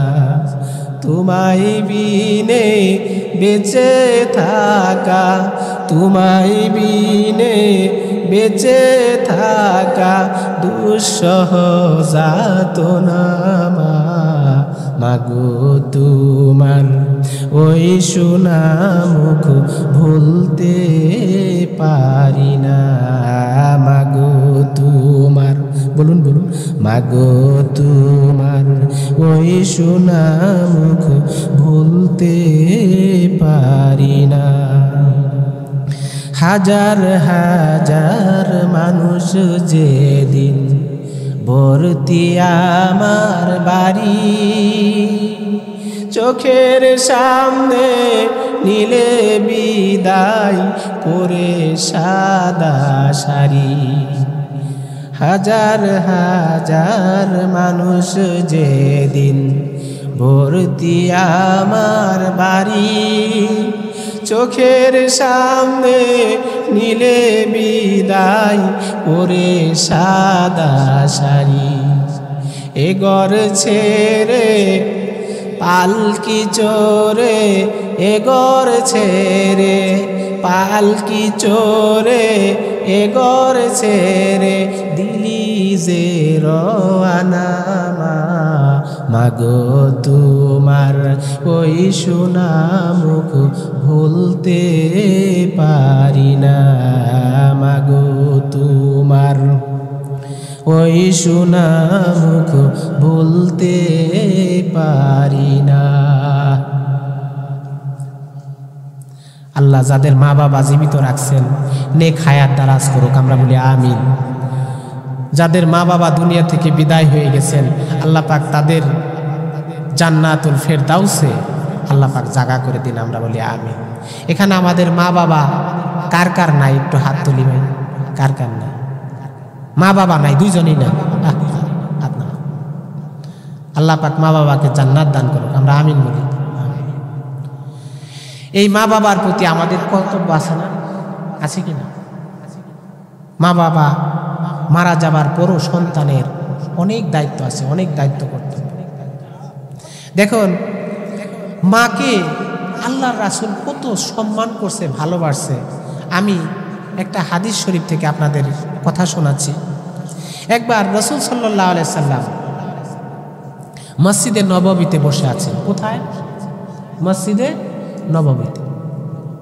এমন সময় একজন বৃদ্ধা মহিলা রাসূল সাল্লাল্লাহু আলাইহি সাল্লামের কাছে আসলেন। আর বিশ্বনবী তিনি ওই বৃদ্ধা মহিলাকে দেখে দাঁড়ায় গেলেন। বৃদ্ধা মহিলাকে দেখে দাঁড়ায় গেলেন। তিনি যখন কাছে আসলেন তার গায়ের চাদর, বিশ্বনবীর গায়ের চাদর ওই বৃদ্ধা মহিলার জন্য বিছাই দিলেন। সুবহানাল্লাহ। এখানে একটা মাসলা বলে নেই। আমরা অনেক সময় গণ্যমান্য কোনো মানুষ আসলে, সম্মানিত মানুষ আসলে আমরা অনেক সময় দাঁড়ায় যাই, যাই না? দাঁড়াই কেন? তার একটু সম্মান করি। দেখবেন এটা নিয়ে সমাজে অনেক ফতোয়া জারি আছে। কেউ বলে এটা করা যাবে না, এটা শিরিক, আবার কেউ বলে না এটা যদি নিজে থেকে কেউ করে এটা জায়েজ আছে, এরকম বলে আর কি। যা হোক, আমরা ওইদিকে যাব না। তো বিশ্বনবী এই মানুষটাকে দেখে দাঁড়ায় গেলেন, গায়ের চাদর বিছিয়ে দিলেন, কথাবার্তা সারার পর চলে গেলেন। সাহাবায়ে কেরাম জিজ্ঞাসা করলেন, ইয়া রাসূলুল্লাহ, আমরা কিছুই বুঝলাম না, একজন সাধারণ মহিলা তিনি আপনার কাছে আসলেন, আর আপনি একজন বিশ্বনবী, কুল কায়নাতের নবী, আপনি গায়ের চাদর বিছিয়ে দিলেন, আমরা আশ্চর্য হয়ে গেলাম, এই মহিলা কে? বিশ্বনবী জবাব দিলেন, ও আমার সাহাবায়ে কেরাম, তোমরা এই মহিলাকে চিনতে পারো নাই। এই মহিলা হলেন, আমি শৈশবকালে আমার মায়ের বুকের দুধ খাওয়ার ভাগ্য আমার হয় নাই, তেমন হয় নাই। আমি যেই মায়ের কোলে কাকে চড়ে দুধ খেয়ে বড় হয়েছি, ইনি হলেন আমার সেই দুধ মাতা হালিমাতুস সাদিয়া। সুবহানাল্লাহ, আমার সেই দুধ মা হালিমাতুস সাদিয়া। এই হালিমাতুস সাদিয়া রাসূল সাল্লাল্লাহু আলাইহি সাল্লামের দুধ মা। একজন দুধ মাতাকে যদি বিশ্বনবী তার গায়ের চাদর বিছায়া দাঁড়ায়া যদি সম্মান দেয়, মায়ের সম্মানটা কত বড়! সুবহানাল্লাহ, সুবহানাল্লাহ। মা জাতিকে আল্লাহ রাসূল কত সম্মান দিয়েছেন, ইসলাম কত সম্মান দিয়েছে। হাদিস শরীফে আসছে, মা বাবাকে কষ্ট দিও না। মা বাবা যদি কোনো দোয়া করে সেটা আল্লাহ রাব্বুল আলামিন ফেরত দেয় না। 3 ব্যক্তির দোয়া কবুল হয়ে যায়, মুস্তাজাবুদ দাওয়া। 3 ব্যক্তি, 1 নম্বরে হলো যেই ব্যক্তি মাজলুম, যার উপরে মানুষ অত্যাচার করে, যিনি নির্যাতনের শিকার হন, ওই ব্যক্তি যদি দোয়া করে আমার আল্লাহ পাক রব্বুল আলামিন ওই দোয়া ফেরত দেন না। 1 নাম্বার। 2 নম্বরে যিনি মুসাফির, তিনি মুসাফির, সফর জীবন যাপন করেন, কোনো কাজে সফরে বাহির হয়েছেন, তিনি সফরে থাকা অবস্থায় যদি আল্লাহর তাআলার কাছে দোয়া করেন, আল্লাহর নবী বলেন যে ওই ব্যক্তির দোয়া আমার আল্লাহ ফেরত দেয় না। তাহলে হাদিস থেকে বোঝা যাচ্ছে যিনি মাজলুম তার দোয়া আল্লাহ পাক রব্বুল আলামিন ফেরত দেন না, আর যিনি মুসাফির তার দোয়া আল্লাহ পাক কবুল করেন। আর 3 নম্বরে হলো ওই মাতা পিতা, যেই মাতা পিতা সন্তানের জন্য দোয়া করে। সুবহানাল্লাহ, মাতা পিতা যদি আল্লাহ তাআলার কাছে দোয়া করেন, আমার আল্লাহ পাক রব্বুল আলামিন ওই দোয়া কখনো ফেরত দেন না। দেখুন, আপনারা বাইজিদ বুস্তামি রহমতুল্লাহি আলাইহির নাম শুনছেন? শৈশবকালের ঘটনা। একবার শীতের রাত্রে বাইজিদ বুস্তামির কাছে মা পানি চাইল, বাবা আমাকে একটু পানি দাও। মা ছিল অসুস্থ, তো ওই ঘুমের ঘরেই মা বলে আবার ঘুমিয়ে পড়ছে। এখন বাইজিদ ছোট মানুষ, কলসের মধ্যে পানি ঢালতে যায়, দেখে পানি নাই। এরকম ভাবে রাতের অন্ধকারে ছোট বাচ্চা মানুষ ভয় পায়, তবু মা পানি চেয়েছে, দিতে হবে। মা পানি চাইছে, দিতে হবে। সাহস করে কলসি কাঁধে নিয়ে পানি আনতে রওনা হলেন। বহু দূর থেকে পানি আনলেন, আনার পরে গ্লাসের মধ্যে পানি ভরার পর দেখেন মা ঘুমিয়ে গেছে। মা ঘুমিয়ে গেছে। এখন কি করা যায়, কি করা যায়?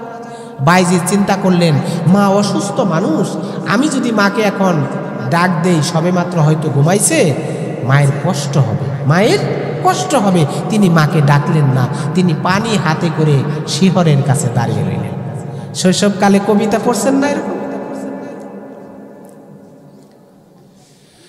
ফজরের আজান যখন হয়ে গেল, মায়ের ঘুম ভেঙে গেল। মা নয়ন মেলে দেখেন পাশে তার ছোট্ট বাচ্চা বাইজিদ গ্লাস হাতে পানি নিয়ে দাঁড়িয়ে আছে। সুবহানাল্লাহ। মা জিজ্ঞাসা করলেন, বাবারে পানি হাতে নিয়ে কেন দাঁড়িয়ে রইছ? বাইজিদ জবাব দিলেন, মা গভীর রাতে তুমি পানি চেয়েছিলে, তোমার কি মনে নাই? তুমি কি ভুলে গেছ? না বাবা, মনে পড়েছে। তাহলে তুমি কেন পানি হাতে দাঁড়িয়ে রইলা? মা পানি হাতে দাঁড়ায় রইলাম, তোমাকে আমি ডাক দিলাম না, তোমার কষ্ট হবে, তোমার ঘুম ভেঙে গেলে কষ্ট হবে, আর আমি সন্তান হয়ে তোমাকে কষ্ট দিতে চাই না।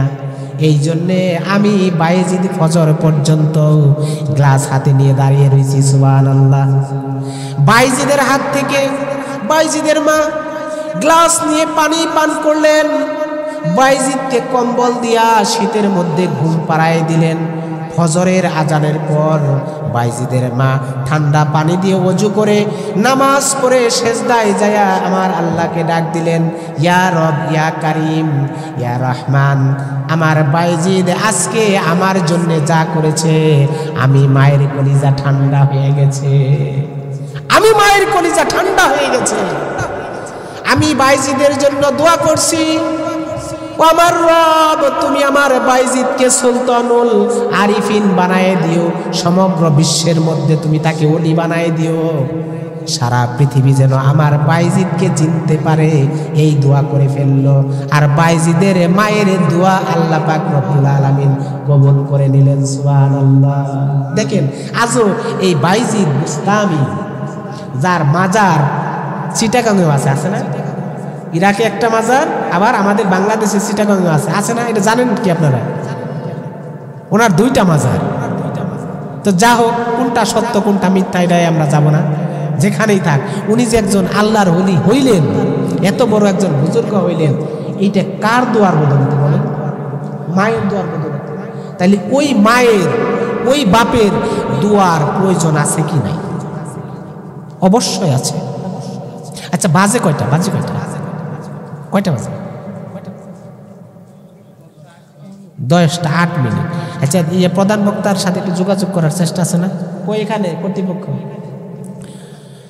তো যা হোক, এই বায়েজিদের দোয়ার কারণে কি হলো, যে আজকে তার মায়ের দোয়ার কারণে সে আল্লাহর ওলি হয়ে গেল, আল্লাহর ওলি হয়ে গেল। এই জন্যে মায়ের প্রতি ভালোবাসা, মায়ের প্রতি শ্রদ্ধাবোধ, এটা প্রত্যেকটা মানুষের থাকতে হবে। মায়ের প্রতি যদি ভালোবাসা আমাদের থাকে, মাকে যদি ভালোবাসতে পারি, তাহলে আশা করা যায় আমরা সফল হব। কারণ আল্লাহ পাক বলেন, বান্দা আমার ইবাদতের পরেই কিন্তু মাতা পিতার সেবা করতে হবে, মা বাবার সেবা করতে হবে। এবার এই যে মা বাবার প্রতি যে আমাদের করণীয় কর্তব্য, এটা আমরা সকলেই জানি কম বেশি, কিন্তু মা বাবারও কিন্তু সন্তানের প্রতি কিছু কর্তব্য আছে। বিশেষ করে সন্তানের প্রতি মা বাবার 12টা কর্তব্য আছে। কয়টা কর্তব্য? 12টা কর্তব্য আছে। তার মধ্যে 3টা কর্তব্য বিয়ের আগেই, সন্তান দুনিয়াতে আসার আগেই মা বাবাকে করতে হবে। এখন আপনারা বলবেন, হুজুর এটা কেমন কথা বললেন? সন্তানই আসে নাই, সন্তান দুনিয়াতে আসার আগে 3টা কর্তব্য, এটা আবার কেমন? তো একটু বলি 3টা কর্তব্য, একটু বলি। আপনি যখন বিবাহ করবেন, বিয়ের মাধ্যমেই তো সন্তান আসবে দুনিয়াতে, ঠিক না?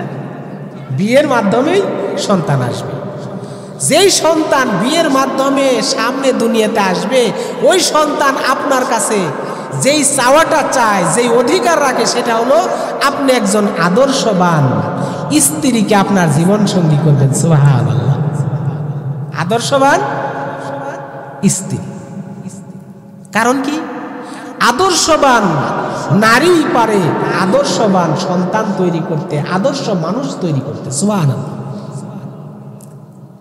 আদর্শবান নারী যদি আপনার ঘরে থাকে, ওই নারীর গর্ভে যখন সন্তান আসবে, শৈশবকাল থেকেই সে ইসলাম শিখবে, ধর্ম শিখবে, তার মনিবকে চিনবে, তার রসুলকে চিনবে, কোরআন চিনবে, সর্বোপরি দুনিয়ার বুকে মানুষ হয়ে প্রতিষ্ঠিত হবে। সুবহানাল্লাহ।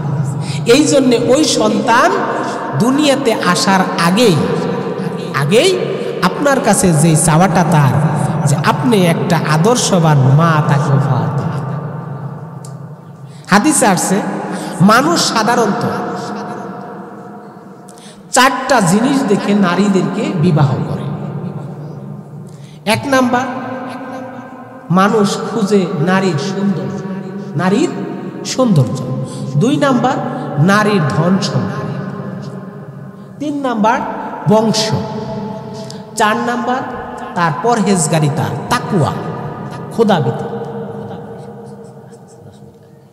কাউলিপাড়া আসছে না? আচ্ছা, সমস্যা নেই, প্রধান বক্তা আসতেছে, একটু বসেন। হ্যাঁ, তো এই যে 4টা কথা বললাম, আল্লাহর রাসূল বলেন যে তোমরা যখন বিবাহ করবা 4টা জিনিস যদি থাকে আলহামদুলিল্লাহ, 4টা যদি না থাকে তাহলে কোন জিনিসটাকে প্রাধান্য দিতে হবে? কোনটা বলেন দেখি, কোনটা?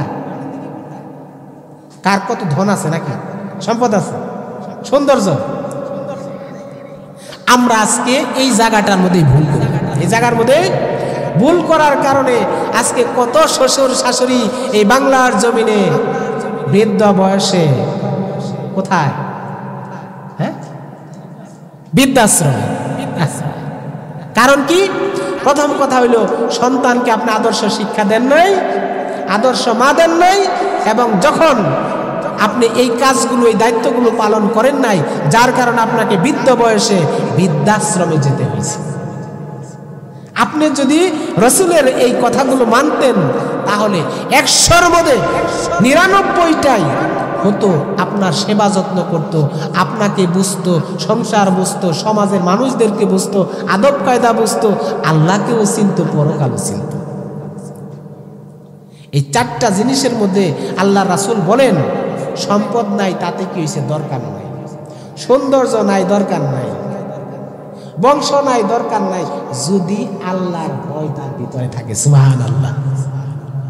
আল্লাহর ভয় যদি একটা নারীর ভিতরে থাকে, ওই নারী কোনোদিন আপনাকে ঠকাইব? বলেন তো, ঠকাবে? ঠকাবে না।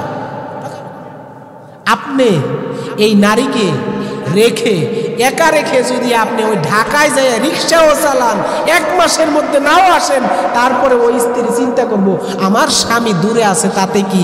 আমার হাতে ফেসবুক, আমার হাতে ইন্টারনেট, এতে কি হয়েছে? আমার স্বামী না দেখলো আমাকে দেখতেছে কে? আল্লাহ। আপনার সব কিছু আমানত আমানত থাকবে। আর পক্ষান্তরে যদি আল্লাহর ভয় না থাকে কি হবে? আপনি ঘরে থাকলেও লুকাইয়া লুকাইয়া ফেসবুকে চ্যাটিং করবে, কথা ঠিক না? এরকম করে কিনা বলেন? ভুল বলছি? আছে না এরকম? স্বামীও জেনারেল শিক্ষিত, স্ত্রীও জেনারেল শিক্ষিত, স্বামী বিএ পাস, স্ত্রী হলো এমএ পাস, বুঝছেন? এখন সংসার করতে যায় কথায় কথায় কয়, এই তুমি তো আমার চাইতে নিচে, তুমি বিএ পাস আমি এমএ পাস, তুমি বিএ পাস আমি এমএ পাস, তুমি আমার চাইতে বেশি বোঝো না, তুমি চুপ থাকো। এই যে মোবাইল চালাও, কা মোবাইল চালাবো না? এটা মডার্ন যুগ না? আমাকে কি সাইকেলে রাখতে চাও? আমি মোবাইল চালাবো না? ঠিক আছে, মোবাইল চালাও, যতটুকু প্রয়োজন ততটুকু চালাও। এই যে ফেসবুক অনর্থক চ্যাটিং করো, এই তুমি বুঝবা না, তুমি এগুলো নিয়ে কথা বলবে না, তুমি চুপ থাকো। 1 দিন 2 দিন ফেসবুকে চ্যাটিং করতে করতে পরকীয়া শুরু হয়ে গেছে, বুঝছো না? হয়েছে কিনা? এই সুযোগ তো আমি আপনি করে দিতেছি, আমি আপনি করে দিতেছি। আপনি মোবাইল চালাতে দেন, সমস্যা নাই, অ্যান্ড্রয়েড সেটের কি প্রয়োজন বলেন? মোবাইল তো কথা বলার জন্যে। আর অথচ এমন মোবাইল আমরা এখন চালাই যে মোবাইলের ভিতরে দুনিয়ার সব কিছু, ঠিক না? কাজী নজরুল কইছিল, থাকবো না কু বদ্ধ করে, দেখবো এবার জগৎটাকে, হ্যাঁ, পাতাল ফেরে নামবো আমি, উঠবো আমি আকাশ ফুরে, বিশ্ব জগৎ দেখবো আমি আপন হাতের মুঠোই পড়ে। সেই কাজী নজরুলের কথা সত্য হয়ে গেছে। এখন ঘরে বসে বসে সারা দুনিয়া দেখি, এখন স্বামী ভালো লাগে, বুঝছেন? ফেসবুকে সুন্দর সুন্দর পুরুষ সামনে চালাইতে চালাইতে আয় পড়ছে, বাবা হ্যান্ডসাম, একবার ওইটার দিকে তাকায়, এটা ওই আলকাতরাটার দিকে তাকায়। সারাদিন পরিশ্রম করছে সংসারের জন্য, হ্যাঁ, শরীর দিয়ে গন্ধ হইতাছে, ওইটা ভালো লাগে না। অথচ ওর শরীরে যে গন্ধ হয়েছে, এই গন্ধটা ওর কারণে হয়েছে। কথা বলছি?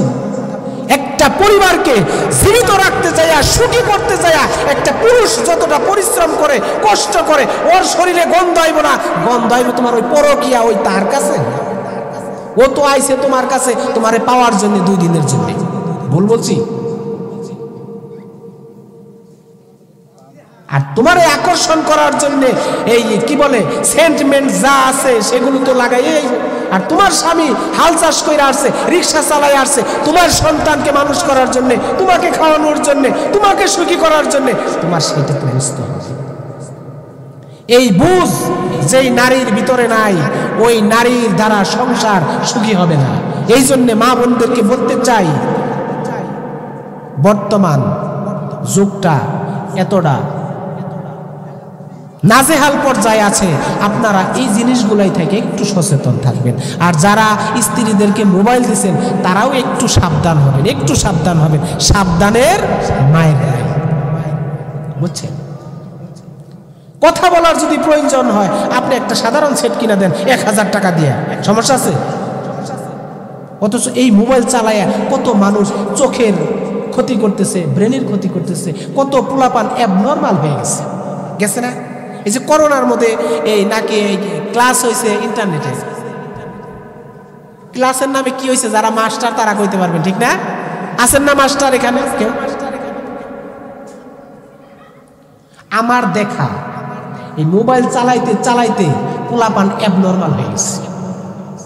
এটা একটা আসক্ত, অথচ সর্বপ্রকার আসক্ত ইসলাম ধর্মে এটা হলো হারাম, এটা হারাম। এই যে কথায় কথা আসে বলে নেই, আমরা যারা ওই যে মজা করে পান খাই আসি না, কষ্ট পাইবেন বলুন একটু, হ্যাঁ?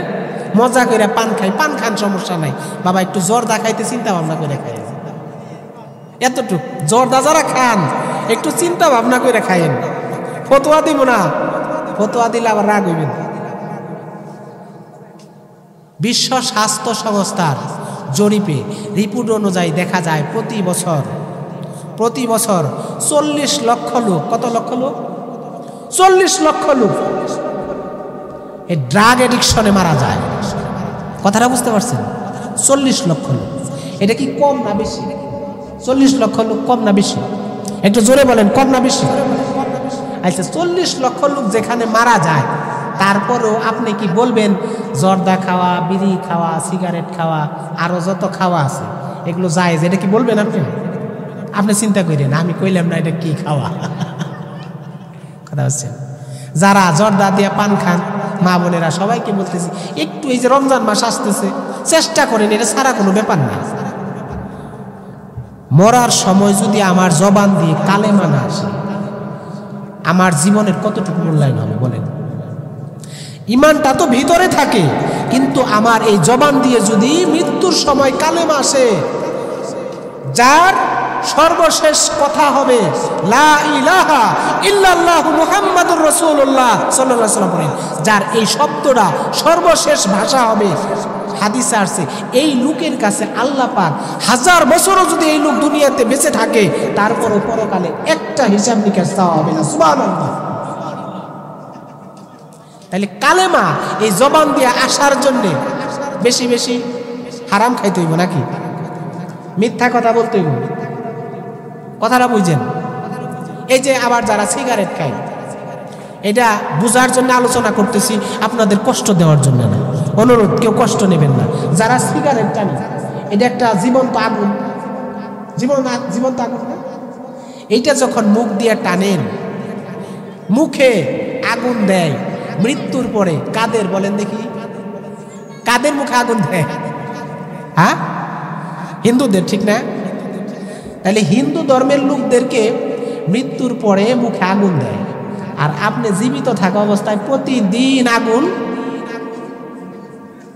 একটা না দুইটা না, জম্মের মতো, ঠিক না? একজনে কইতাছে ভাই আমার 2 প্যাকেটে হয় না, 2 প্যাকেটে হয় না, আল্লাহ আল্লাহ, 2 প্যাকেটে হয় না। এগুলো নেশা। বাবারা, যাদের সন্তানাদি আছে একটু খবর রাখবেন, এগুলোর মধ্যে যদি একবার আসক্ত হয়ে যায় আর ফিরে আসা সম্ভব হয় নাই তো। আপনি সমাজের দিকে তাকাই দেখেন, ফিরে আসা সম্ভব হয় নাই তো। 100-র মধ্যে 99টা নষ্ট হয়ে গেছে। এই যে বেশি দূরে না, আমাদের চরখণ্ড গ্রামে একটা ছেলে আছে, এমন এক সময় তার নিয়ে আমরাও স্বপ্ন দেখতাম যে আমাদের এলাকার গর্ব, সে লিডার হবে, আমাদের নেতৃত্ব দিবে, এরকম স্বপ্ন দেখতাম। এই যে আমাদের গ্রামের লোকজন আছে এখানে বসা, চরখণ্ড গ্রামের, এই ছেলেটা নাম বললাম না, নেশায় পড়ে এমন পর্যায়ে, তাকে এখন দেখলে আপনি মনে করবেন কোনো দিনই ওই রকম পর্যায়ের কেউ ছিল না। কথাটা বুঝছেন? অথচ এই ছেলেটা স্বাস্থ্যের দিক থেকে, উচ্চতার দিক থেকে, সাহসের দিক থেকে, কথার দিক থেকে, কণ্ঠের দিক থেকে, লেখাপড়ায়ও ভালো ছিল, সব দিক থেকে মানে সমাজের নেতৃত্ব দেওয়ার মতো একটা ছেলে ছিল। এই নেশায় পইরা সব হারাইছে। এই জন্যে নেশা থেকে ফিরে থাকতে হবে। আর নেশাটা সাধারণত শুরু হয় ঘরের পরিচর্যা যদি ওইভাবে না হয়। এই জন্য যারা পান খান, সিগারেট খান, বাবারা একটু এই যে সামনে রমজান মাস আসতেছে, একটু নিয়ত করেন, পারবেন, এটা কষ্টের কিচ্ছু না, কষ্টের কিচ্ছু না। এই জবানটাকে পবিত্র রাখেন, দেখবেন আল্লাহ পাক আপনাকে মৃত্যুর সময় কালেমা নসিব করে দিচ্ছে। সুবহানাল্লাহ, সুবহানাল্লাহ। এটা কষ্টের কিচ্ছু না।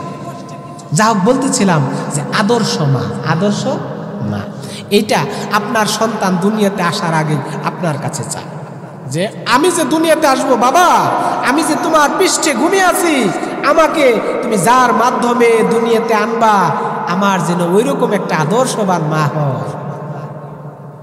হাদিসে আসছে, যেই ব্যক্তি আদর্শবান স্ত্রী পাইছে, যেই ব্যক্তি আদর্শবান স্ত্রী পাইছে, সে দিন দুনিয়ার সকল কল্যাণ আল্লাহ পাক তাকে দান করেছে। সুবহানাল্লাহ।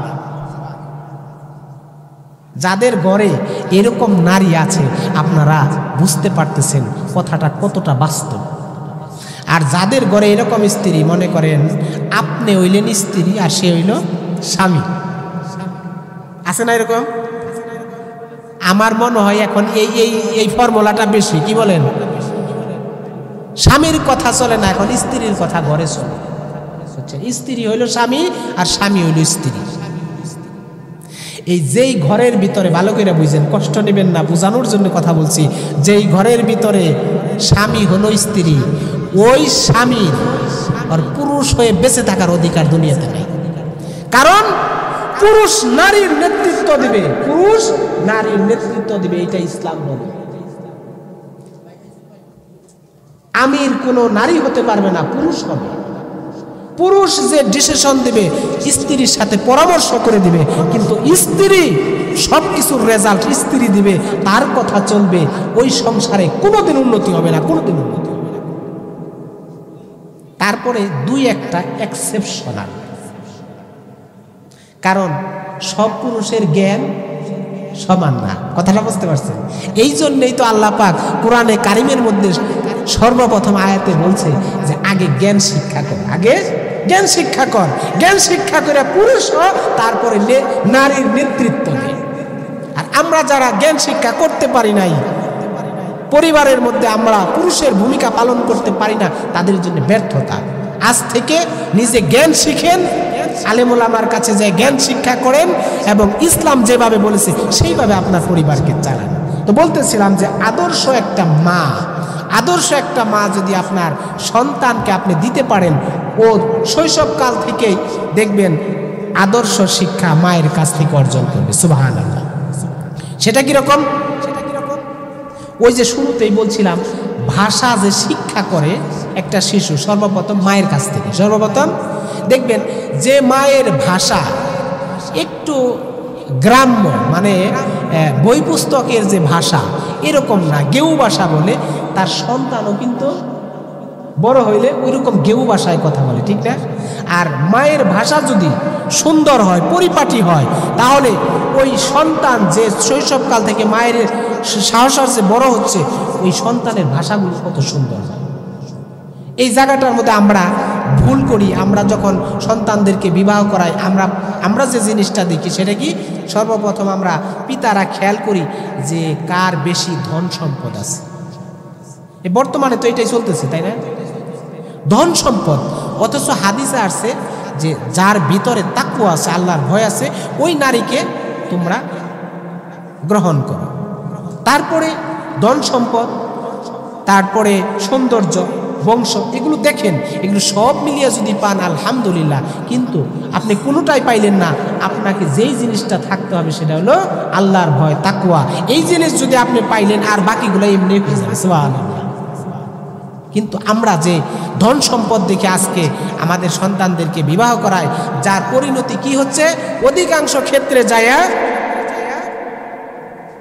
1 বছর 2 বছর 5 বছর পরে যায় মা বাবার সংসারে শান্তিতে থাকতে পারে না। কোথা থেকে একজন আসলো, 2-1 বছর পরে পুরো ছেলেটাকেই ওই মেয়ে দখল করে নিয়ে গেল। এখন যেই বাপ ছাড়া ছেলে কিছুই বুঝতো না, যেই মা ছাড়া কোনোদিন ছেলে কিছু বুঝতো না, সেই ছেলে মায়ের কথা শুনে না, বাপের কথা শুনে না, এক পরীর কথা শুনে শুধু লাফায়। এটা ভুল কোন জায়গায় করেছেন? ওই যে আল্লাহ রাসূলের হাদিস অনুযায়ী আপনি আমল করেন নাই।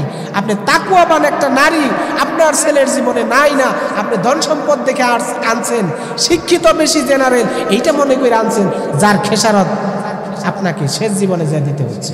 এই জন্য বাবারা একটু খেয়াল করেন, এই জিনিসগুলাই ভুল করেন না। এই জীবন 2 দিনের জীবন, চোখ বন্ধ করলে আর কোনোদিন এই পৃথিবীতে আসতে পারবো না। সুতরাং এই জিনিসগুলো একটু খেয়াল করেন। আদর্শ নারী, আর বর্তমানে আদর্শ নারী পাওয়াও কঠিন হয়ে গেছে না? বর্তমানে আদর্শ নারী পাওয়াও কঠিন হয়ে গেছে। আমরা যখন ছোটবেলায় স্কুলে পড়তাম, একটা মেয়ের সাথে কথা বলতে গেলে কত ধাপ পেরিয়ে যায় বলতে হইতো। আর এখন কথা বলা তো দরকার নাই। আপনি এক রুমে আছেন, সে আরেক দেশে আরেক রুমে আছে, ঘরে বসে বসে হাই হ্যালো চলতেছে, এখানে ছবি দেখে ঠিক আছে। তারপরে ডেট হইতেছে, অমুক জায়গায় আইসো, দেখা সাক্ষাতের পরে ডেটিং। আর বিভিন্ন জায়গায় তো অবৈধভাবে এই হোটেলগুলাই গড়ে হচ্ছে, হোস্টেল, এগুলো তো জানেনি। বিনিময়ে কি হচ্ছে? নারীরা সতীত্ব হারাচ্ছে, বিয়ের আগে সতীত্ব হারাচ্ছে। এটা বাস্তব না অবাস্তব? আপনার মেয়ে কলেজে যাচ্ছে, ক্লাসের কথা বলে, আপনি কোনোদিন খবর নিছেন আসলে আজকে ক্লাস আছে কি নাই? এগুলো খেয়াল করতে হবে। কারণ একটা নারীর জন্য 4টা পুরুষ পরকালে দায়ী হবে। 4টা পুরুষ। কয়টা পুরুষ? 4টা পুরুষ। সর্বপ্রথম তার পিতা দায়ী হবে। কারণ এই বাচ্চাটাকে আদর্শ শিক্ষা দিয়ে শিক্ষিত করে একটা সৎ পাত্রস্থ করার দায়িত্ব পিতার উপরে ছিল। সুবহানাল্লাহ। কিন্তু আমরা অনেকেই তো সেটা না করে আমরা দুনিয়ার সাথে তাল মিলাইতে যাইয়া কোরআনের শিক্ষা দেই নাই, দুনিয়ার শিক্ষা দিচ্ছি। পরবর্তীতে রেজাল্ট কি হচ্ছে?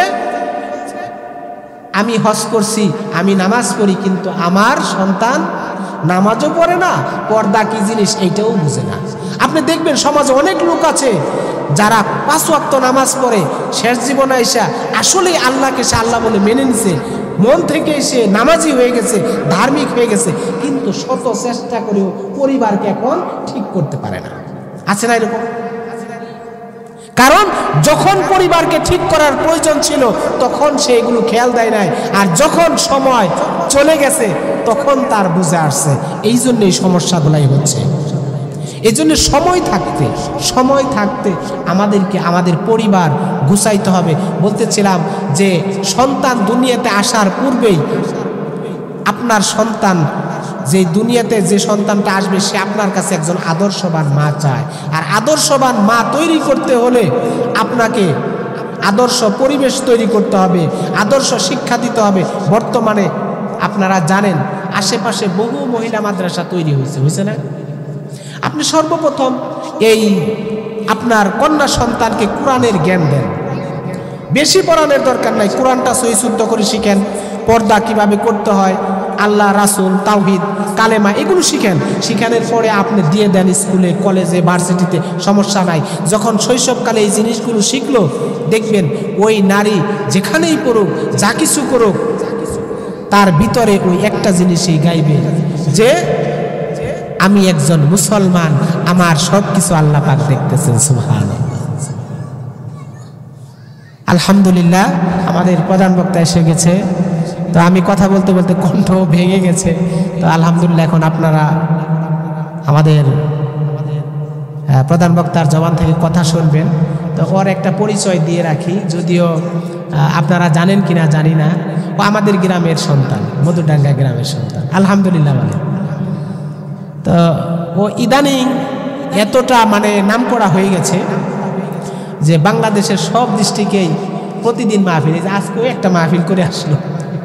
সেদিন শুক্রবারে আমার মাদ্রাসায় মাহফিল ছিল, ওরে প্রধান বক্তা করছি আমি। তো ওই দিনও আরেকটা মাহফিল করে আমার ওখানে আসছে, আস্তে আস্তে একটু লেট করে ফেলছে, আজকেও একটু লেট হয়েছে, এর জন্য ক্ষমা করবেন সবাই, মনে কষ্ট নেবেন না। আর আমি আর কথা বাড়াচ্ছি না, আপনাদের কাছে দোয়া চাচ্ছি। আর যে কথাগুলো বলছি ভুল ত্রুটি হইলে ক্ষমা সুন্দর দৃষ্টিতে দেখবেন, আপনাদের কাছের মানুষ আমি। আপনাদের জন্য দোয়া করি, আল্লাহ পাক সকলকে হেদায়েতের পথে রাখুক, আমরা বলি আমিন। আল্লাহ পাক সকলকে সুস্বাস্থ্য দান করুক, সকলকে ঈমান আমলের সাথে রাখুক, আমরা বলি আমিন। আসসালামু আলাইকুম ওয়া রাহমাতুল্লাহি ওয়া বারাকাতুহু।